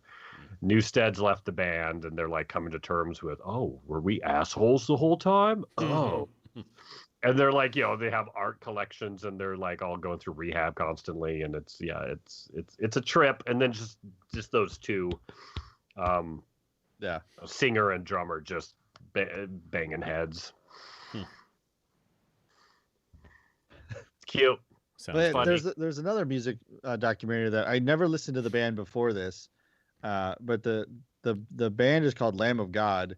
And it's one of those like growling metal, dark metal bands. And their documentary is, it's the same thing. It's about them going on a tour right after I think like their second or third album. So they're starting to pick up some serious momentum. And it's that classic, like, I'm the lead singer, I'm the most important. And then the band members going, do you have any idea how hard this music is to play and write? And then like there's one time like the drummer of Lamb of God is super good, like world renowned and recognized as a great drummer. And there's a point where they show him like warming up before the show, and then the lead singer comes in, he's just hammered, like falls down on the couch. He's like, you son of a bitch, I've been in here for the last hour getting ready to do this because this is hard. And then the singer's like, whatever, I can hire someone else. It's like, oh. And then like him and the guitar player just like bust out of a door and just going at it. And the whole crew is like, just let it happen. Just let it happen. It's this crazy interesting. Again, I never was aware of the band before this. And then somebody was like, you need to watch this documentary. I'm like, all right, cool. I was like, what? This is insane. What's it called? I'd have to look it up. It's the Lamb of God. Lamb of God. It's called Anvil, the story of Anvil. Yeah. But it's real good too. Nice. Yeah, Metalocalypse, man. That was a show that snuck up on me and it was the Serpentine episode that sold it, where they have the maze with the snipers that are shooting the lawyers as they're trying to get out, and he's like, Oh yeah. "Okay, I'll see you later, guys. Make sure the Serpentine." What does he mean by that? And then some guy's head explodes from a sniper shot. He's like, "Oh!" They're trying to like serpentine through this. Oh gosh, that show's so wonderful. It ended. The very last thing that he did or got funding to do was he made a like a rock opera. Oh, Um, really? Nice. yeah, and so that like kind of concludes. So it doesn't really conclude the story, but Oh, okay. it concludes a cliffhanger from the previous season. But and it's just like musical review, and it's like amazing. It's just like an hour. Oh, okay, It's nice. called, Yeah, I lost track of it after like the second or third season because it like went off air, got a new time or something. Well, it's Yeah. Cartoon Network, right? Yes, I think. Yeah. Yeah, it's Adult Swim. So It's so with them you never know when something is scheduled to occur. right. And then too, yeah, it's not like it's gonna be a set schedule. So it's like, next season in 4 years. Like Venture Brothers has taken, I don't know, Yeah. 15 years to get however many seasons out. Yeah, or even like Rick and Morty will all of a sudden be like, "We're done," Mm-hmm. and then my DVR will fire up and it's recording Rick and Morty. Like, what? Okay. Oh, has it already been a year and a half? Oh, Yeah. Whoops. It's like Forged in Fire. You just- Force of that- Fire is always existing. It's Yeah. I'm like, how many do they do? Like 10 a week? It's in season like 7 or 8. Wow. But what's crazy is that they do this thing like History Channel and all those other channels do, where they create new versions of the show, and especially during COVID, everything's got new iterations. So they've got Forge and Fire, Cutting Deeper, where they have like little segments where they, talk about extra stuff. So your DVR is recording Forge and Fire like 24/7. Oh, yeah. There's just Yeah. always a new episode, even though it's the same thing you've seen. And then you don't really know. And then they've got a new season coming up in November, like mid-November, like just a random time to start a season. But Yeah, it right. works. Yeah. I haven't seen. I just catch them when I catch them, and I watch like 5 in a row or something. Yeah. Have they? Because I feel like they kept trying to up the ante on difficulty, where someone's like, "All right, I've done what's the casket? I can't remember all Like the the coffin different handle? yeah, all these different things. Like, okay, I think I'm ready, and then they're like, "Okay, you're gonna turn a blah into a bling, but you have to do it this way." And they're like, Yeah. "Oh, Yeah. are you kidding me?" And you have 5 minutes. You know, Mhm. Yeah, totally. like you just let these guys make a thing. Yeah, it's gotten they've done that where they're like, we used to give them 3 hours, now you get 2 hours or whatever, and and it's like, but you have to make it this way and that way, and it's gotten really complicated. But it's a great show. It's like one of the few shows out there that is a competition show, but it's a real competition. Like if you don't know what you're doing, you will not survive. Yeah, metal is uncompromising. It will not. Yeah. Someone can't go. Like food. I'll wing you it. could screw up, and someone just kind of. It's still edible. salty. At the end of the day, it's food that someone puts in their mouth, chews it, and they swallow it, Right. and they poop it out later. It's all works. Not with knives. Metal. Yeah, you maybe make a blade, you maybe don't. Yeah. And sometimes the show's funny because sometimes there will be shows where they have 4 guys or 3 of the 4 who are like really good. And so it's like a battle to the death. And then they have so many shows there where all 4 of them are just real mediocre. So they're just kind of like, we got to find the worst of the 4 of them as opposed to the best, So it's interesting because, and it's also a limited, there's a lot of guys who got inspired to make knives because of the show, but it's still a very limited amount of people who are really that good. It's not. Oh, sure. It would be like doing another stand-up type of competition show where there's high level, and then there's medium high level, and then there's everybody else. It's like a golf show. Yeah. Couldn't do a show about professional golfers because there's only this many of them compared to everybody who plays golf. So it's not a show you could do perpetually. So they started doing a thing called Beat the Judges, where they brought back guys who have won the show to compete against the judges, which I would watch that show all day long because you've got these like super high level like master bladesmiths competing against other masters. So it's like the best of the best the bar competing. is high. Yeah, way better than watching some guy just like squish metal and he's like, I don't know what this is, but I'm gonna submit it. You know, Yeah, it's that interesting. concept is good. Where it failed, in my experience, we're all aware of Iron Chef, Yeah, and also how that show is not as totally random as it's supposed. But they did a thing where they started having, they're trying to fill a seat for the Iron Chef because they had an opening, but in order to get it, you had to beat the Iron Chef. But then you were judged by other Iron Chefs, and it wasn't a blind judging. So it was definitely like, well, this is not even. Yeah. Like, there's no way. And then I think, like Bobby Flay is an amazing chef. He is like the true artisan type of that type of stuff. Like, he will take stuff that is nonsense and make it good. But people are competing against him, and they're doing, a steak and some lobster and whatever. And he does that too, but he adds like 3 or 4 things on it. And then the judges are looking at it like, well, yeah, I mean, Bobby wins. What do you want? Right. Like, yeah. It needs to be blind. There's no other way absolutely. to That do kind it. of that kind of stuff carries bias. Absolutely. And that's where I think it those are great concepts, because if the output is good, it's mind blowing. But then don't judge the output. Just let 2 masters show you their work, but then don't judge one. You don't have to make somebody a winner. Just appreciate 2 masters going at it. Yeah. There's a great episode though of the Beat the Judges where there's a guy named Bert Foster who's a master bladesmith, and one of the judges, Jay Nielsen, who's also a master. And Bert's been on the show a couple of times, but then they had him come to the show for the Beat the Judges episode, and he's the only guy who actually beat the judge, and he beat Jay Nielsen. But what's interesting is Bert was one of the masters on the panel when Jay Nielsen was getting his master bladesmith certification. So Bert actually gave Jay his master, and then he beat him on the show later. So it's really interesting to watch those dynamics because it's a pretty small community. Yeah. But to watch these guys who are truly that good, like, because knives and swords are way more objective than food. Because food is super subjective. It's based upon your experience, what you like, what you know. Personal palate. Yeah, personal palate, all that kind of stuff. There are objective elements to food, but it's not as objective. Because, a lot of people will just eat fast food their whole life.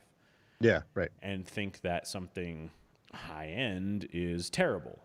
So, there's this massive subjectivity to it, but there's also something where you're like, oh, this is like, especially when you go high level, like this is way better than everything else. So, but with knives and swords, it's pretty objective. Is the metal good? Is it a good pattern? If it's Damascus, is it sharp? All that kind of stuff. Yeah. There's no.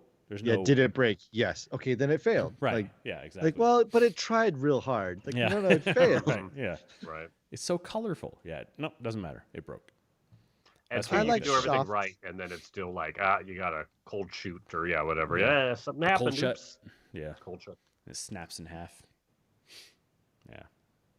That's funny that it's a like, it does make you wonder the amount of metallurgical and chemistry knowledge, because that show doesn't, walking by it, that show doesn't sound like a very science-driven show. Sounds like, I'll just get some metal and bang on it with some heat and make me a sword. Yeah. Like, no, man, the chemistry of the flux in the carbon and the heat, like the sheer, like the science behind that work is part of the master. Yeah, it's nuts. Yeah, that's the part for me that's the part. The science is what you can get me anywhere with science. Like, if you put real science behind something, could I get? Could what? To the moon? How crazy? How far could you make me a machine that helps me get into my pants? Could you do that? Because I heard somebody has cornered the market on it. if I you can't go. can, I can't. I tried. And the patent office was like, "Whoa, whoa, whoa! someone's doing You're that. late." The Gene Jumper. Do you, Maybe. that could be a new sponsor. Do you wake up having to pee at night? Do you always put your pants on before you pee? If so, You have to have pants on in order to urinate. the Gene Jumper is for you. Gene Jumper from Cisco. From Cisco.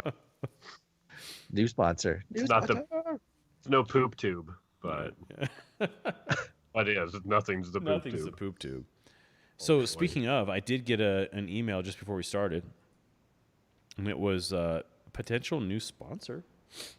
Did we lose Circuit City? I don't know if we got the response. No, they're still technically a sponsor. They haven't sent us anything yet, though. So I don't know how you can be a sponsor and just send us copy. So Circuit City, if you're listening, let us know, because Yeah, maybe they have the wrong address. Yeah. I'm sure the check got it's definitely possible. like the PO box or something got screwed up. It might be in my mailbox outside, and I haven't. There, looked. there. Yep, that's. What, I never that's get what mail, so yeah. But this one is from Pan Am Airlines. Did your hot girl summer cause you to catch the travel bug? Well, call your local travel agent today for this fall's specials from Pan Am Airlines. Now flying to over 4 destinations worldwide, Pan Am has also introduced self-service ice cream to all first-class tickets as our way to say thank you. Sign up for our loyalty program and receive 10% off your overnight stay at any Ivory Tower motel located in the great state of New Jersey. Pan Am Airlines. When you can go anywhere, why not go with us? So thank you, Pan Am. Right. Appreciate that. I mean, we could all use a. I know we could all use a vacation. Am I right? You know where I'd like to go? Where? Lockerbie, Scotland. Yeah. That's where I'd like to go. All right, let's do it. Pan Am Yeah. airplane. All right, Pan Am. If you want to send us somewhere, send us to. Lockerbie, Scotland. Just don't Google that. Just don't put those 2 words together. Yeah. Is it LOCH? Yes. Lockerbie. Lock. Because I don't know, the Scots can't just call it lake. Mm-hmm. What's a lock? Get it right. So you say lucky, someone's lucky. That means they smell like they're just crawled out of a lake. Really? That's what being lucky means in Scotland. I don't know. Yeah. Oh, I was in. Lucky. I'm like, really? Yeah, we were all in on that one. Nice. I wish I could do accents. I think the main reason that I didn't become a successful actor is I can barely do my own voice. Yeah, it's hard. I've tried British forever, Yeah. and I can't get it. Yeah. Well, Try it for us right now. Say, Well, but here's the There's problem. so is many it's dialects. British. Yeah. Yeah, exactly. Like to Liverpool. well, can you do like do a Hugh Grant? Try to do an impression. Here, what should I say? Say, isn't she a delightful looking lady? Isn't she a delightful looking lady? That's not bad. The inhale at the end is what makes it work. Delightful looking lady. Like you're sucking the words back into your mouth. Just in case I need them for later. Mm-hmm. Scottish I can sometimes get. Yeah. New Zealand I got. Yeah. That one I yeah. got. Australian's a little tough, but New Zealand's just like a real hick version of Australian. Yeah. I It's love. real twangy here. It's just sort of up. You got like a little accent there, Yep. but it's Oh, pretty easy. That's good. That's You very. sound But like, it what's the sits name in of a that place, guy? and that's where I can do it. You sound like Yeah, that there's lady the- from Nanette. What's that? Oh, she's from Tasmania, though. That's right there. Comedian. Yeah, it's very up Oh, there. Rebel Yeah. Wilson? Yeah. What's that?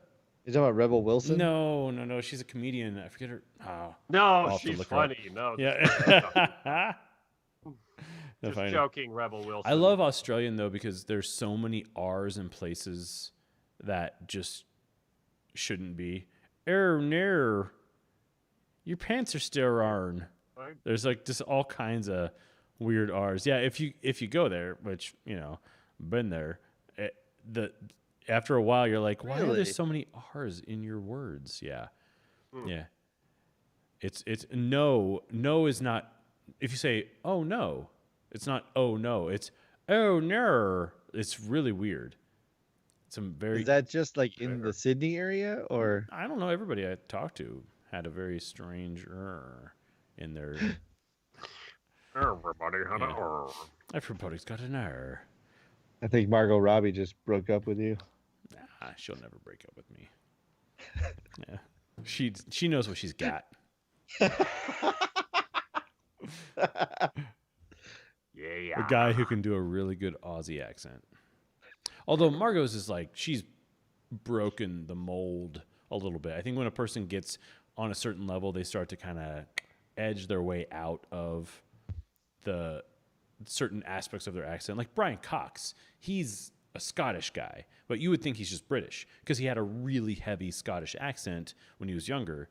So he taught himself how to speak more just kind of proper British sounding, Nicole Kidman, you wouldn't know she's Australian. Yeah, it's true. What's her face from the place? Charlize Theron. Oh, is yeah. South African, right? Mhm. Yeah. But that one's very much more South African would be very proper. Very, I guess sounds like the, high tea. Dutch thing, and she's Good not old like apartheid. Afrikaner. Yeah, that'll do it. But yeah, there's a lot of accents that are hard. Well, they're all hard for me to do. I don't really do them very well. Well, yeah. There's a. I mean, it's a study, man. It's a whole thing. Like you have your friend Carrie is teaching accents or working on accents with people, and there's a movie starring Lake Bell called In a World, which is about movie voiceover. When the guy who did like the In a World, when he passed away in real life, they made this movie about who's going to be the next In a World guy. And she ends up being a dialect or dialect/accent coach. That's what her day job is in the movie. It's really fascinating because they could make light of it, but they don't. It's really interesting. They actually give it full beans. Yeah, it's a good movie. One that snuck up on me for sure. Somebody was like, "You should watch this." Like, you love movies. Like, well, that's not the reason I should watch it. it's a movie about movies. You should watch it. Like, no, you love movies. Watch Ghost. Okay. Oh wait. Yeah. I guess. Did it. Fine. Yeah. Fine. Yeah. It's no Caddyshack, I bet. That's for sure. That movie. Oh, so I think we've talked about this, but the two writers, producers, or whatever of the Animal House, of the National Lampoon, I don't remember their names, which is terrible. But Netflix did a movie about those guys, and it was called something like a completely unnecessary action or something like that. I want to say a series of unfortunate events, but that's not what it is. Yeah, but it's like a really long. It's like it's like a do crazy things when people don't expect you to do it. But it's got Will Forte and Domhnall Gleeson in it. It's super good, and it's one of those like for fans of Animal House, Caddyshack, National Lampoon's Vacation, SNL. It's almost like a must watch because it is the origin story of those two guys, and it's bonkers. Like they tore up their publisher's office because when they broke away from their syndicate and went into their own business, the guy who started them said, I don't remember the full details, but it's like, if you hit this certain milestone, I'll pay you $1 million in like the 70s. Because he's like, there's no way you're going to hit this milestone. They did. They crushed the milestone. So they're in his office like, where's our money? Like they're just tearing his office up like, where's our money? And they're just, it's crazy good. But he had the guy, he died, but it's sad because it's like, it's one of those true things where like there's all this potential, and then he passed away, rolling it back to Ghost. But he Is he a ghost had now? just probably he had actually no, he went to hell because he suicided. But Um, but he, Is that a thing? but he, um, but it does walk you through their story and their life, and it's I should look it up. I just spur of the moment, but it's worth watching, especially SNL, National Lampoons, all that stuff. The it's an amazing story of the origin of all that stuff. It's absolutely worth the watch. Nice. Yeah, it's a high recommend for me. So I watched the Ken Burns documentary about Frank Lloyd Wright this week. Okay. It's a 2-part documentary. I don't know when it was made, but it was made when it was still for TV. So it's in 4:3, which is super unfortunate because when you're making a movie about an architect, it's very helpful to have a widescreen capability. So I'm To curious. show off the work. Yeah, I feel like they had to have shot it in at least 16, if not 35 millimeter film. So I'm sure that there's prints out there they could actually like convert it. But either way, it has sort of some of those same interesting themes where Frank Lloyd Wright was born in just a few years after the Civil War and sort of like cut his teeth to the point where he was extremely successful right around 1900 to 1910. And then, Great Depression, blah, blah, blah, all this kind of stuff happened. And he didn't come back around to success until after World War II. So, Oh, wow. yeah. And that's when he started designing the Guggenheim, which is his sort of like, most famous building, but which was finished after he died.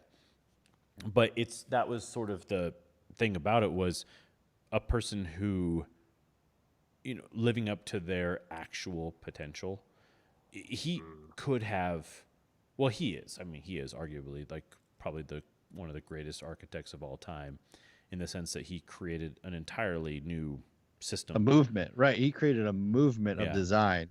And when you do that, during a point in time though where everyone kind of hated him. He was an a-hole. Like he was not a nice person. People did not like him, but he was also kind of like, you would put him, I don't know, we equate it to movies.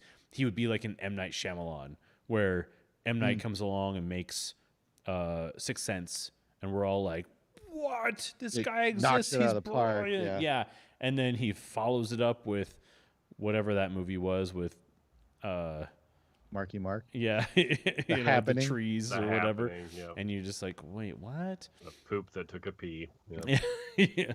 He's a has-been. We don't like him. So he was, and then the thing was though, is that people were piggybacking off of his design.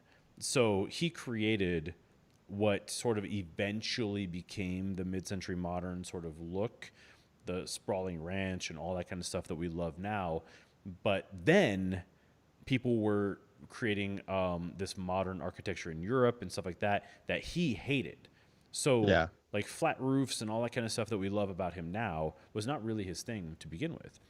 And so it's fascinating because that's one thing that is great about Ken Burns and Lynn Novick is that they'd tell story better than anyone in documentary. Like there's no one who tells the story better, but their filmmaking style is very brutish and very clumsy.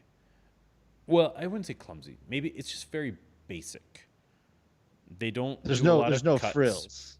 No frills. It's just like there's nothing artistic about the way that they film, like his locations, these beautiful buildings that deserve wide angle lenses and beautiful lighting. Nope, they just throw the camera in there and they pan it to the side, and that's their shot. You get this sweep. You're like, okay, moving on. Exactly, of one of the greatest buildings ever built. That's what you get. So it's a little bit, but the story, how they weave the story in and out, and the craziest thing about him was, so he had a wife, married her, had like 5 kids, and then basically, let's just say it ran off with the neighbor. He met. It was like him and his wife's best friend and wife, and he ran off with the wife. built a house in Wisconsin. It's a beautiful house. It's like one of the most gorgeous houses ever built. And somewhere in all of that, they didn't have slaves because it was past slavery, but it was kind of slaves. And this guy who was their housekeeper, you know, he, for some reason, locked all the doors and windows and set fire to the house while his wife and I think their kid and like a few other people are in the house. And then as they try to get out of the one door that was open, he killed them with a hatchet. What? Yeah. Like literally just chopped them How did I to not pieces know with this a hatchet. story? I didn't know that story either. I heard about this on something. When was the Ken Burns thing made? Maybe I just caught that part. Okay, so maybe I did catch the good stuff. So just this the small amount bonkers, like Hollywood, like Tarantino level thing happened to him. And he wasn't there. He was in New York or somewhere else dealing with something else. So when you watch it, you kind of, I mean, I'm just completely, I love Frank Lloyd Wright's architecture. I love everything that came out of what he did. I had no idea that his life was kind of wrecked with this kind of stuff. But he lived to be like 92 or something like that. And the Guggenheim was his last thing that he made. But one of the things that's fascinating about him is that architects always want to build like the big great thing, and he did, and he ended up doing it. But the thing that made him different from all other architects is he built houses for people. He just did that. He had, and they're usually fairly wealthy families, but they say, hey, we have this waterfall that we love more than anything in the forest in Wisconsin. Will you build us a house there? And he's like, yeah, I'll do that. And he did it. And he ended up making every house that he built an absolute masterpiece. So there's nothing based off of where it is. Yeah. For he sure. sets it in its environment. Yeah, because he was like all about what he considered organic was the house should accentuate. You should be able to see nature differently in the house. And the house should never be on top of the hill. It should be part of the hill.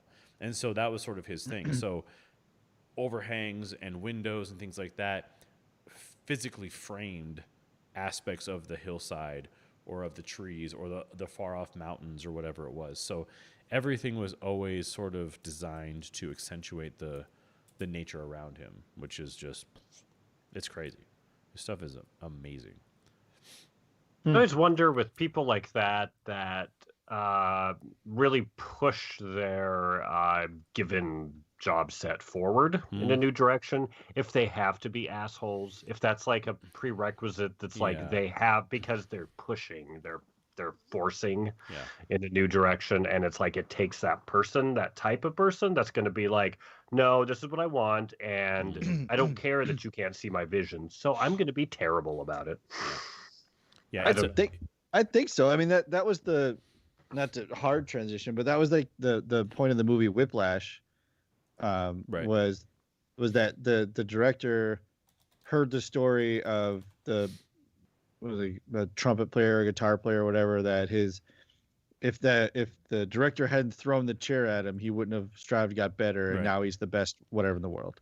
So that it's played by what's his name, the bald guy, won an Oscar. Yeah, Simmons, J.K. Simmons. Yeah, thank you. Yeah, it's played by J.K. Simmons, and he's got that mentality of like, I am going to find the greatest jazz musicians in the world, even if I have to manufacture them.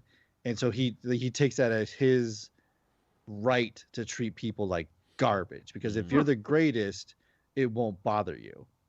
But if you're the greatest and you don't know it yet, I'm going to polish it off and we'll get there. Yeah. And that's the whole point of the movie Whiplash, which is also a super dope movie. But yeah, it wouldn't put it past me that the greatest people out there are also the least down the middle of the road type of people, of like, you know what? Yeah, I'll do that. Sounds like a good idea. Nope. I got bleeding edge. You know, you Nope, that's a cannot. compromise, and get the hell out of here. And it doesn't Yeah. have to be that way, but I think that there. It's I probably mean, 80%. like You know, Mozart, and you look at like even Henry Ford. A lot of the the guy, the railroad people, all that kind of stuff early on.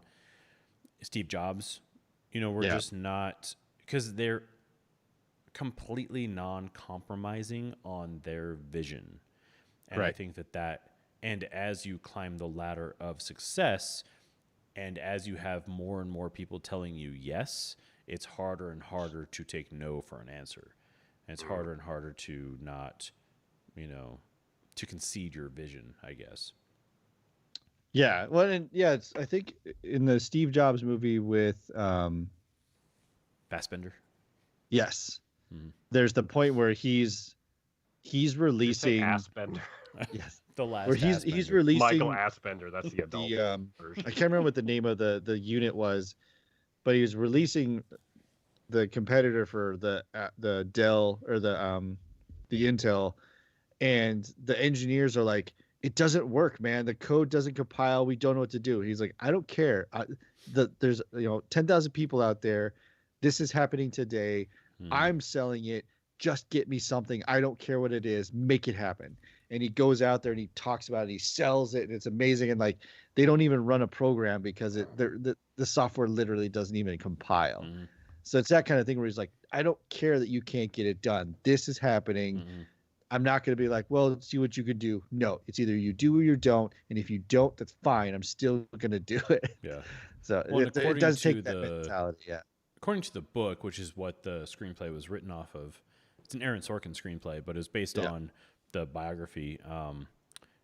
That he would, and it wasn't that he was like necessarily lying, but he always had a bigger vision in mind. So when he made Next, which was that weird cube computer that didn't do anything, what he was really doing was using it as a front to create an operating system that Apple was going to need later and have to buy from him and basically hire him back. So the idea was that he always kind of had a grand scheme in mind. He always was sort of a mastermind, of his own sort of destiny, I guess. But which I think is also probably a common trait amongst people who are like massively successful, is that they don't necessarily know the minutia, the micro, how are we going to get from place to place, but they have this big picture idea of this is where I want to go, and sometimes I will do anything I need to do to get there.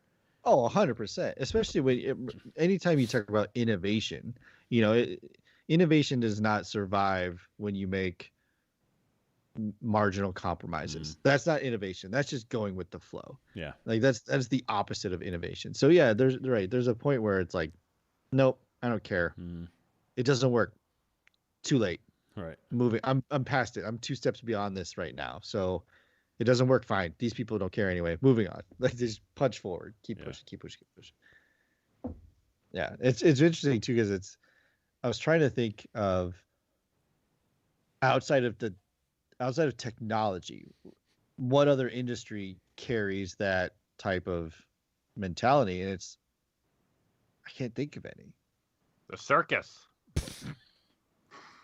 Besides the circus.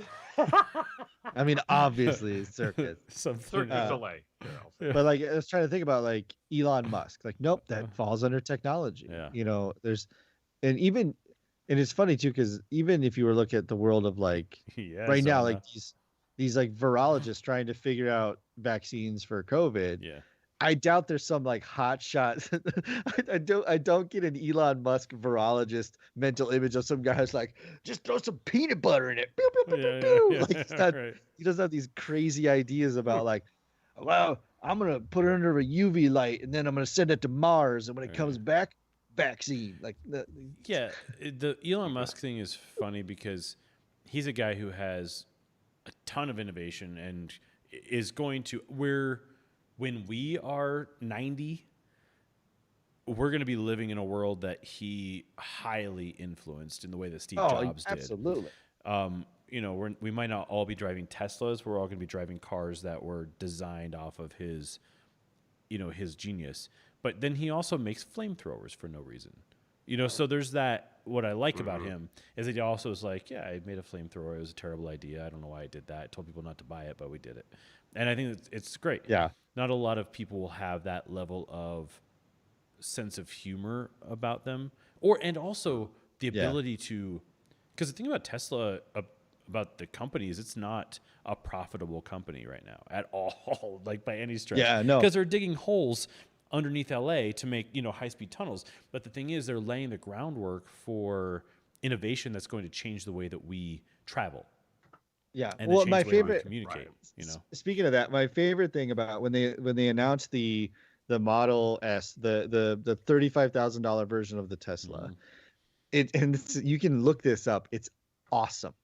Talk about drinking the Kool-Aid. So he's up there on stage, and he says, like, I've invited every Model X owner that's ever been, and that's the $80,000 SUV version. I've invited every single one you come here, and I just want to say thank you.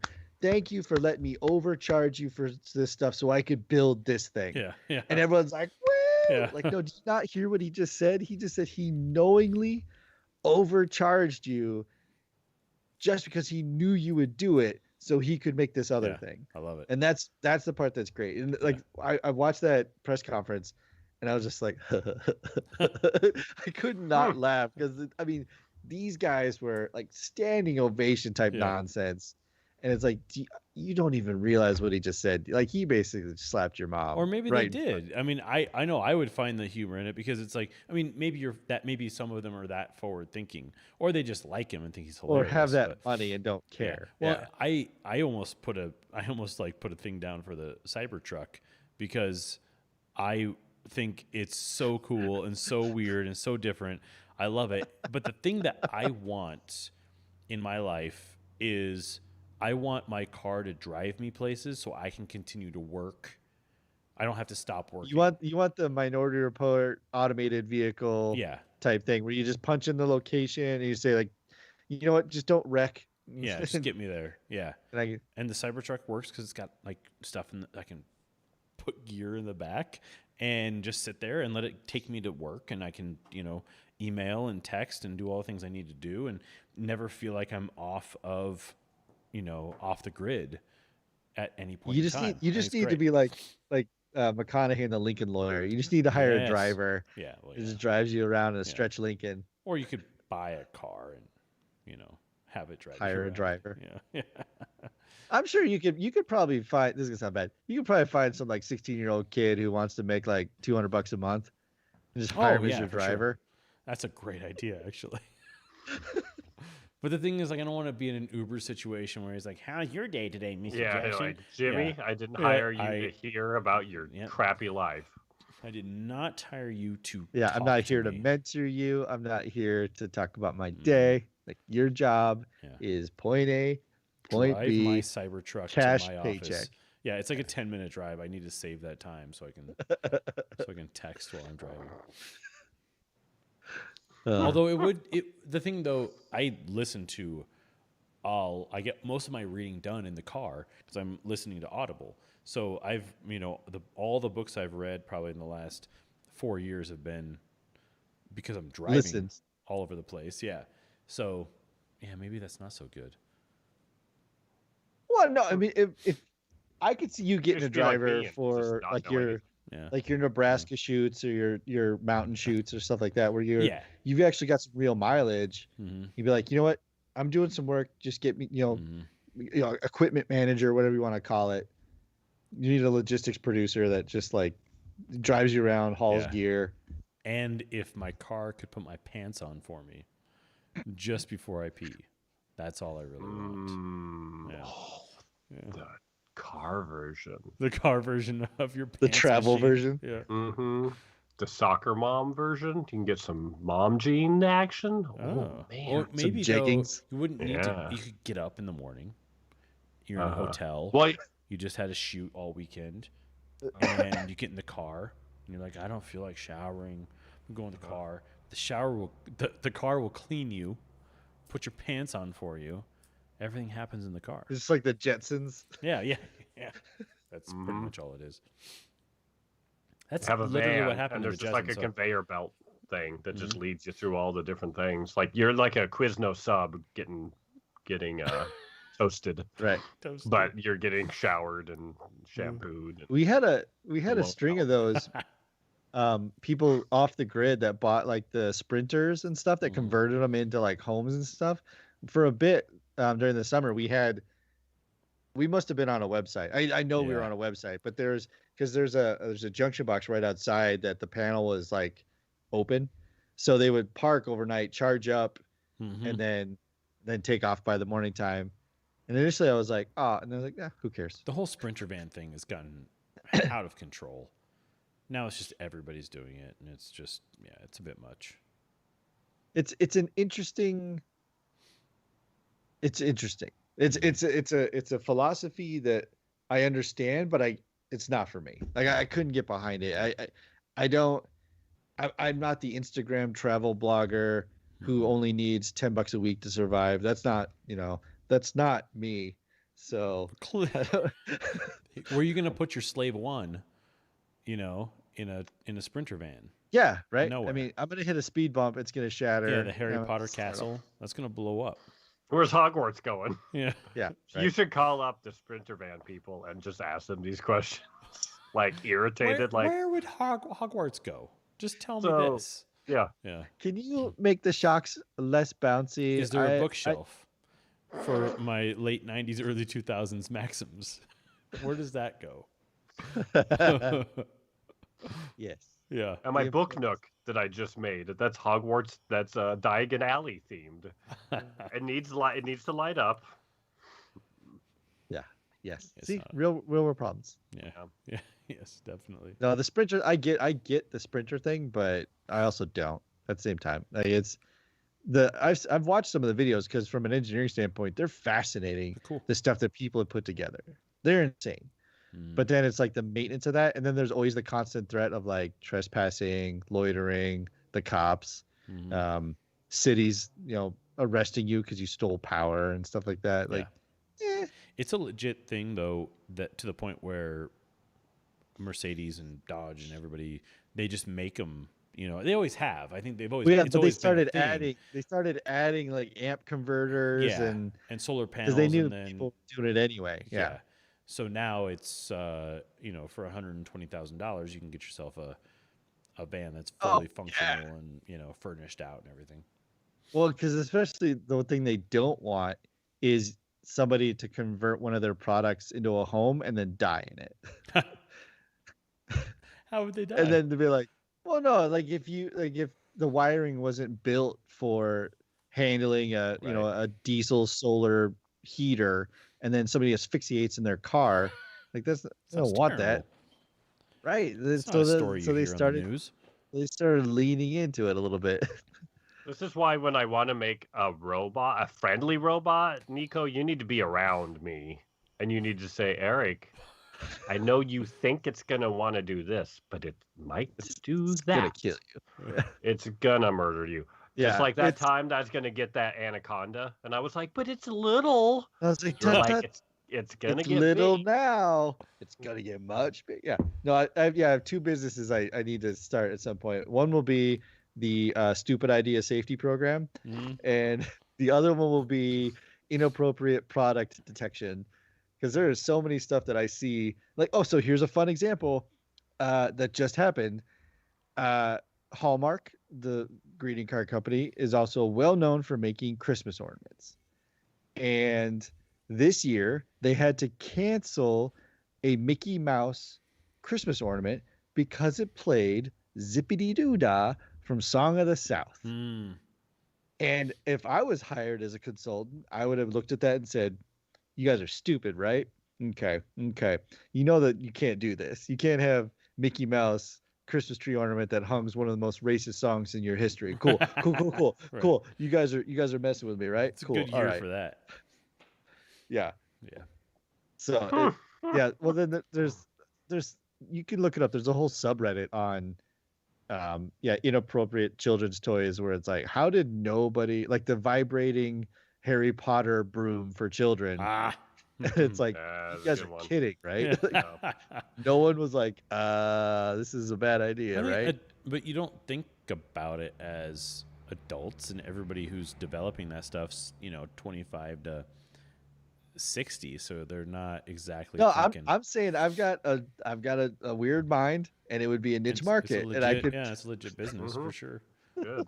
I just walk. I'd be like I'm walking like Dinklage into Elf, was like the super story writer who's like, I've got some real good ideas Yeah, here. yeah. I look at their product line, and be like, I've got some real concerns here. So, do you think that, I mean, Disney has to redo Splash Mountain soon? I mean, they It is must be it thinking is about being it. done. It's Yeah, is it being they're done? redoing it to Splooge Princess and the Mountain. Frog. It's also Splooge Mountain. Yes, they're adding lots of semen to the water. It's all milk Nice, now. some Well, And extra milk. foam, a little frothy. Yeah. Mm. No, But then they get stuck. It's like slowly slides. So you don't really go fast anymore. it's like Squish Mountain is what they're calling It's it. safe. It's safer. No, they're Unless you're, young and very fertile, then you do not want to go on that ride. yeah, They you call have it the to be baby in maker. menopause. Yeah. There's They, a widowmaker. The front of the thing you ride in is actually open, so it's just spraying you up your legs the entire time. But terrible. you might get the super sperm. You get the one that survived. Yeah, I love You it. could have a super baby off of this. You can choose though. Do you want the spray from above into your face? Do you want it on your back? Then you get a picture. Yeah. Yeah. Do you want the money a shot? Or do you want, backsplash? Yeah. Wow. Oh. And it could be, and they're like, well, whose seed is this? They're like, we got Robert Downey Jr.'s. Yeah. We've got All the The Avengers. entire Marvel guy- cast. yeah, the Marvel cast. We've got your favorite Star Wars Scarlett actor. They did Johansson. not read the fine print. When we scanned them to get their toys, we also milked them, and they said, "Why?" Just said, "Don't worry about it." There might be a Brie Larson egg floating around. We don't know. True. Yeah. Who Yeah. knows? Who knows? No, but they did. They rebranded it to Princess and the Frog. That's not at all a popular movie. Nope. Nope. But they're real trying. I guess it but could create some popularity. It's as close to Song of the South as you can get, though. Mhm. It's in New It's a Orleans. new song of the South. Yeah, Why don't like, they hey, do New it Orleans, Pocahontas? yeah. That makes more sense. Colors Not of the for, Wind. not for and- Splash Mountain. Sure. It's like a forest. Is there In a just like forest? there's just like a crushed like That's probably conquistador at the bottom of the yeah. thing? He's like splashed against the.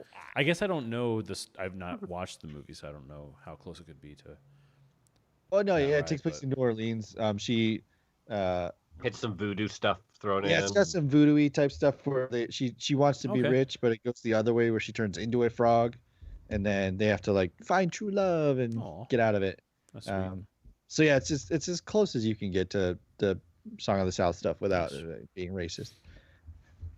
But no, they rebranded it for that, which was like okay. Is there a Splash Mountain in Florida as well, or is it just Disneyland? I don't think there is I've never actually. been to Disney World, they've so- got they have the big Thunder Rapids or whatever, the big circular tube that everyone sits around in a seat and it goes through the rapids. They got that at California Adventure though. Yes. Yeah. I mean, I think it started in Orlando and then they brought it to California Gotcha. Adventure. Yeah. That's You're cool. right. That is in California Adventure, but I don't believe that Orlando has a Splash Mountain. Mhm. What else is going on in Disneyland World? Do you know of? Oh, shit, That's man. It's interesting. right now. I think Disneyland is still closed, Hmm. but downtown Disney is open. Oh. Before Was they Disney closed, World open? Disney World is open, limited entry, etc., Hashtag etc. Florida. Yeah, right. Yeah. But in Disney, when right before the shutdown, for those who are familiar, in California Adventure, they had when you walk through the main entrance and hang a left, that was where Tower of Terror used to be, that they updated to the Guardians of the Galaxy escape ride. And then, so if you're like on a clock face, the center of the clock is the statue. So at 9 o'clock was this Tower of Terror thing, and at noon was how you walk back towards the carnival rides, and then at 3 o'clock was like Soarin' and that water ride you're talking about. But so in between the noon and 9 o'clock, there was a shortcut through like Bugs Land, where they had stuff for smaller kids for its bugs. A Bug's Life type thing. Yes. That's gone. They ripped that out. Really? They're putting it, they're extending the Marvel universe over. It's super cool. They have a Spider-Man ride, but the Spider-Man ride is using the first untethered animatronic effect. What they have is it's a dummy that is not plugged in, but it has all the animatronics and motion control, and they actually have it swinging like Spider-Man, and then it launches into the air and like goes over the roller coaster, and it's nuts. What? Yeah, there's you can see videos of it online where they're launching it into like nets and stuff, and it's moving like a human. So instead of like hiring an actor every 5 minutes to go swinging over, they figured out how to make this fully autonomous animatronic robot that does stunts. It's awesome. Crazy. It's so good. Oh yes, I have seen footage. Sorry, I'm it's no, you're like, fine. No, it's trying to listen. It's the first time you see it, you're like, that's got to be a really uncomfortable costume, and then when you realize that it's a fully animatronic robot, it's like, oh my god, this. Yeah, it's crazy good. So that's the big thing. Move over to Splooge Mountain. Yeah, that was the big thing, and then I think there was just some smaller like, ride updates. Hopefully in this downtime they're working out the Indiana Jones ride, because it seemed like that thing was down like every 20 minutes. Yeah. Well, every the time thing that I wish they would do with that is just get Harrison Ford's face on Indiana Jones. Right. Just finally, pay for it, please. Because I think that when they first made it, he didn't want to do it because he didn't believe in all the franchise like nonsense, all the toys and everything else. But I think he's sold out plenty at this point. Like just get his face. Can we just do it? And his voice before he dies. Let's just do it. Well, and two, because he's of the mind of like, I mean, who knows if probably won't actually make this other movie they're talking about. Yeah. But yeah, he's definitely like, no, I'm Indiana Jones. It's like, okay, dude, then you better. That's part of it, right? That's part of it. Yeah. I'm trying to find any of these. Is it videos or photos of it? There, videos. There's video of the California Adventures Spider-Man ride. I do know that they're bringing in Orlando. They are converting the Autopia to the Tron bicycle ride that they have in Tokyo, Japan. It's you sit down in like the light bike, and it's an open roller coaster. Oh, nice. Light bike. And I can't. I want it. I want it so bad. Yeah, but here's cool. So speaking of stupid dumb things, so they in Orlando, they're working on what is being touted as a 3-day 2-night Star Wars Disney experience, where it's a hotel, but it's a hotel experience. So you check in, and then they take you on a shuttle, air quotes, to this resort in space. And then when you go to your room, you get like a mission briefing. It's basically like this 3-day built-in adventure hotel resort thing. Wow. And that's cool. It's stupid expensive. Like it has a comma in it, expensive. Wow. But like, what comes with it though? That's the thing. It's all inclusive. It's all inclusive, but mental experience. Like 3 days of being there and Disneyland. Right. Like obviously, like something goes wrong. You have to repair the ship. It's Star Wars themed, so you get like Jedi robes and Wow. Like you get the full backstory, the full experience. So yeah, you're getting this like 3-day resort experience. So you've got escape room built in. You've got like they're Yeah. piling all the popular shit together and Yeah, yeah. And it's like part of me is Love it. part of me really wants to do it. The other part of me is super nervous because there's the balance between individualized personal experience and foot traffic, the number of people you have to go through. And the best example I have is like when you go to Universal Orlando or Universal Studios and you go into Harry Potter and there's Ollivander's wand shop. And for the people who have seen the Harry Potter, that's when Harry goes to choose his wand, and all there's hijinks that happen because he doesn't have the right one, and then all of a sudden he finds the right one, and it's and then when you look at the brochure, it's like they have Ollivander's wand shop, and it's a choose your wand experience or let the wand choose you, and you're reading it and you're like, wow, that sounds like a great like personal. I love this movie. This is a great experience for me. I can't wait to do it. And then when you get there, you stand in line, and then they jam 50 people in a room, and then some little 8-year-old kid gets to do all of it while you watch, and then they shuffle you into the gift shop, and you're like, God damn it! like I'm the adult here. I'm gonna be paying for this crap. Toy. So that's my concern, is that they're gonna charge like 10 grand for this experience, but then I'm gonna have to go into a room with a bunch of little a-holes that are probably gonna ruin it for me. Right. See, and the thing, like my first inclination is how fun it would be to go with a bunch of kids. So that because I personally would not want to go do it myself because I'm a if you can find out what like their party size is, like let's say it tops out at 8, I'm gonna wrangle up 8 people so that way I know when we go to every single thing, it's just us. Like we did I did my first escape room in January before all this nonsense happened, and we had the cool idea. There were 3 couples, and we're like, oh, we'll do husbands versus wives or whatever. And the husbands went in, and we were matched. There's 3 of us, and we went in. Or wait, 4 of us. There's 4 of us. Sorry, there's 4 couples. So us 4 dudes walk in, and we got in with another 3 or 4 people because like the party size was 8. Again. Experience versus foot traffic. So they got 8 people in there, and we had a good time. We solved the escape room. It was a lot of fun, yada yada. The wives, unfortunately, went after us, and when they went in, it was the 4 ladies and then these 4 little kids, and it just like the kids were in there like, look, I found a flashlight, and they'd run around, they'd take off, and like, I need this is not a fun time happy land. Like I need this to solve a puzzle. So that's what I'm afraid of, is that like. If you don't go in there controlling it, you're gonna be like, "Oh, great, we got this awesome thing, and we need to talk to a guy." And the kid, a little kid walks up and goes, "I got the door, push the blue button." Like, God damn it! I broke the lightsaber. Oh, but why?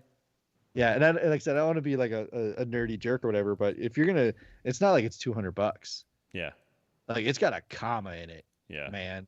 So so it's gonna be probably be better than you think, and probably more personalized if that's. The case. Yeah, and I wouldn't want to try to work out the logistics of it. I want it. I'm not gonna lie. Where do you find the information on this? I want to look. That's on if you go to DisneyWorld.go.com or something like that. If you just go to Disney World Star Wars Resort Experience, or Disney World Star Wars Resort thing, you'll get redirected to it. I can't remember what it's called. Star Wars Galactic Star Cruiser. That's it. Wow. Yep. Oh. How about that? Yeah, it looks bonkers, but it's like 10 grand. A 2-night immersive adventure. Wow. Wield a lightsaber, passenger cabin. See, now what we should do is we get some of that Zima money, and then we make a nerds trip. Oh yeah, there you go. I mean, I'm talking. We go deep though. We get Maddie K, we get Jolie Joel. Yeah, we get some folks. But like I said, find out what that optimal number is, and then that's our party size. Yeah, right. Yeah, and then that way no one can ruin it for us. Yeah. I don't see a price, so I want to find out how much. Oh, this you have to costs. call. Oh, you have to call. Gotcha. I Yeah. do see a Because I did. yeah. Like, are we talking $1,200? Or are we talking like $4,000 $5,000? each.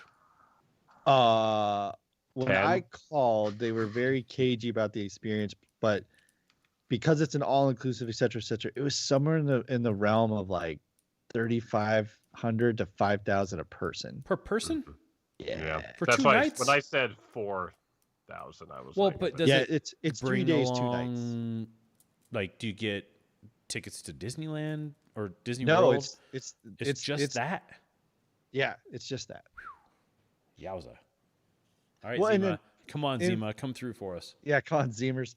But in perspective, though, like if you were to stay at the Disneyland Modern Resort Hotel in Orlando, that thing is like $500 a night Yeah. for not the great rooms. Yeah. So the price isn't too outlandish. And I also imagine that once they get over that initial investment hump, the prices will come down. Yeah. Yeah. Like Or, what I you're mean, paying at the $5,000 range, that's an exclusivity price. yeah. Oh, Um, yeah. It'll come down. Because if you're looking at like 3 days, 2 nights, $1,200 per person, all inclusive, that doesn't seem too weird to me. for No, something and like that's a that. reasonable. Yeah. Yeah. But when you're like 4 or 5, it's like we better be doing everything on our own. You know. That's what I'm getting at. Yeah. Is right. It's like when it's that kind of an upfront, Yeah. I should not enjoy a second of And it. there better not be a burger on the menu ever. Like, it's better be like really good food. dude, Bantha burgers. Yeah. Dude, they're good. Besides they're that, great. yeah, no, I agree. Yeah. No, there better be every split second By of this. Chef Bobby Flubloid. Yeah. Sand Every people. second of this better be the best Yeah, trip ever. Yeah. No, I agree. That sounds cool though. Sounds delicious. Yeah. Yeah. All right. So once There's- we figure it there's that- out, we're gonna make There's it that happen. trip, and then also the auroras in Finland. That's on my bucket list. Too. Yeah, I have. A They have bucket list. the geodesic dome hotels up in the northern part of Finland, where you get the glass top geodesic domes. They have to cat you in, and you get to stay there for like 3 days, 4 days. I mean, they can't guarantee a natural phenomenon, but there are definitely peak times. But yeah, just like I can't imagine nothing cooler than just like chilling out and just the auroras just. Yeah. Wow, that'd be cool. Auroras, baby. Borealis. So That's on the list there somewhere. how is the editing coming along? It's coming. So I realize I- it's very hard for me to do both. I'm like I saw you going make a snail face pace. earlier. You're like, editing. There's I no don't like way I that could cut. do it. No, I like totally. I'm doing stuff, but it's like, I'm doing stuff. well, so the thing is I get to lay down. I have the real scene just a little in the corner, and then I can just lay in, boom, boom, boom, boom, and try. And so I'm just trying to match up as close as possible. Again, kind of half-mindedly doing it and half listening, failing at all. all right. Yeah, doing blind cuts though. That's all right. You got the reference there for the reference cut. Yeah, exactly. That's why I was like, well, I know what I'm matching to, so at least my brain will kind of, know. And then I'm sure I'll Subconsciously. sit back, and when I'm just focused on it, I'll watch the cut, and it'll be god awful. I'll be like, oh. Well, you know what Marty Scorsese Starlight. says: if you're not physically ill at the first viewing of your movie, then you've done something wrong. And you're a piece of shit. Yeah. So just I before think that's what his quote was. I send the You're a video off giant to a client, I barf my guts out just to feel good about it. Yeah, I gave it to Scorsese. It's got to be good because I threw it up in my mouth. Yeah. Yep. Yeah. Is it ready, Matt? I don't know. There it is. Okay, we're good now. We're good. Yeah, that's not I've something had you my want to tell your other clients. Jeffy moment. Yeah. 2 types of Jeffy My moments. jiffy moment. Yeah. I might have to watch this documentary too. As the Palaces Burn. That's the one about Lamb of God. Okay. Yeah. That's the Palaces Burn. When the singer Randy Blythe was arrested on charges of manslaughter, the story took a dramatic turn. Wow. Fascinating. And then it says, what followed has left the world on the edge of their seats. Saying the world is kind of big because, I mean, we're pretty in touch dudes, and I've never heard of this, so maybe not the world, maybe like 6 guys in their basements, but it's good though. It's like I said, it's somebody was like, you got to watch this. Like, all right, and I was like, oh, all right, I get it. I check get it it. out. Mhm. I'm gonna check it out. I'm all about the documentaries right now. Nice. Yeah. I'm all about, well, something when I have time again. What will I be about? Yeah, what will you be about? We should have you choose the next movie so we know it'll get watched. I would be like, oh, the movie I just watched. I'm like, when the hell's the last time I watched a movie? Yeah, 6 months ago. When I really resist it sometimes. Like with Ghost, I was really resisting it because I had a little bit of free time one night, and so I watched American Murder, and then a little bit of free time 2 nights ago, and I watched the Frank Lloyd Wright thing. So I was like, well, I'll watch it this morning, and I watched it this morning while I was working out, and I was just kind of mad at myself because I was like, I want to be more immersed in this because it's really good. Yeah. Yeah. So might have to do that. Yeah, that's the funny thing though. Ghost, I was like, I mean, I felt bad. I was like, yeah, wish I had rewatched it purely. But having that, I did have that kind of adult experience of seeing it and going, oh, yeah. This is good. The half watch, frantically finishing my thesis time. Yeah. Well, I feel a theme. Yeah. All right. Are you just always working on your thesis? Always working on something. Yeah.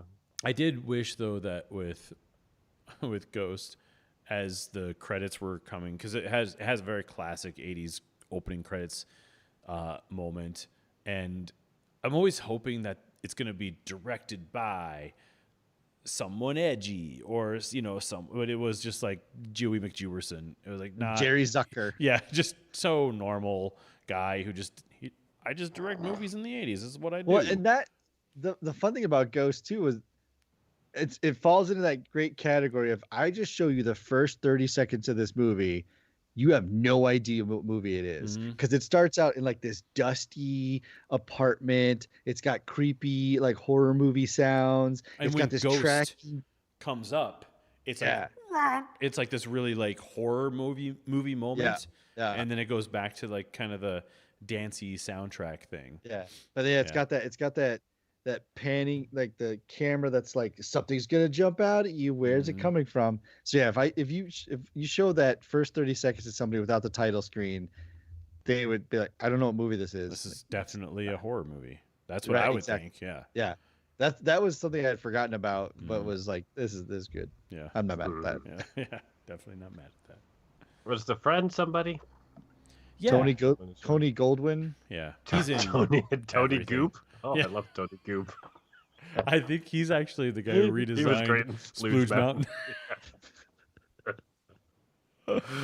No, he was He's moved in. He's moved on to other stuff. Yeah. I might have to kick he was the Don Dong out the door and go, Tony Goop is my adult film star name. Good, text myself that one. I think he was the president in Scandal, wasn't he? I don't think I saw that. Kerry Washington, yeah. No. I think he played the president in that. So he's doing well. He plays the scummy best friend villain in a couple of stuff. Yeah. Like that's his typecast a little bit. It's weird because it could have been Patrick Swayze, but Patrick Swayze. So, he was ripped and handsome and had no shirt on all the time, and they have that opening scene where they're basically just like busting down this thing, and they're both got their shirts off with like and they're both a 12-pack in really good shape. Yeah, like surprisingly so. Yeah. It was, but no, he was definitely the president in. He's kind of one of those guys like Walter Coggins. He's just always in. Yeah, he's like, oh, you were in Black Hawk Down? That's cool. You just don't remember that they were in all the things. Yeah. Right. It's a solid movie too. But yeah, for sure. Oh, that's a good one. That movie's got a bazillion people. Huh? Yeah, it's got Black Hawk Down's got. Do you just texted Tony Goop just so we remember? So let's see. Next week, be around the 22nd, and then After that, we got so we got a couple before. I'm trying to figure out Yeah. what we want. Got Yeah. a couple before Halloween. I know we had talked about doing a Yeah. Halloween type movie. So I mean, I think we're to Idiocracy and Beetlejuice, right? If we hold up to the things we've been chatting about, Yeah, I can do that. so that we have a Is it a Should probably do Idiocracy Beetlejuice next. next? Okay. Yeah, and then we can do Idiocracy after. Because that'll literally be the podcast right before the election. So 29th. Yeah. yeah, Cool. Let's do it. get out there and vote. It's I mean, important. it won't get released on Apple or Spotify, Till December. but that's I'm only waiting on Eric. That's the only reason. Oh, for which one? All of them. The last 7. Oh yeah, just the because you last asked me one. about the one. Yeah. I don't have last week's yet. Okay. From So you want to do Beetlejuice? I'm down for that. yeah, we can do Beetlejuice. We're gonna probably watch that anyway. Shoot. Yeah.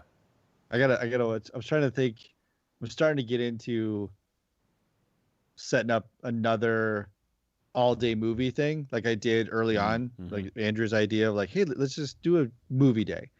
And yeah, I was thinking about like, I want to watch Cabin in the Woods again. Cabin in the 'Cause Woods. Is I a just- goodie.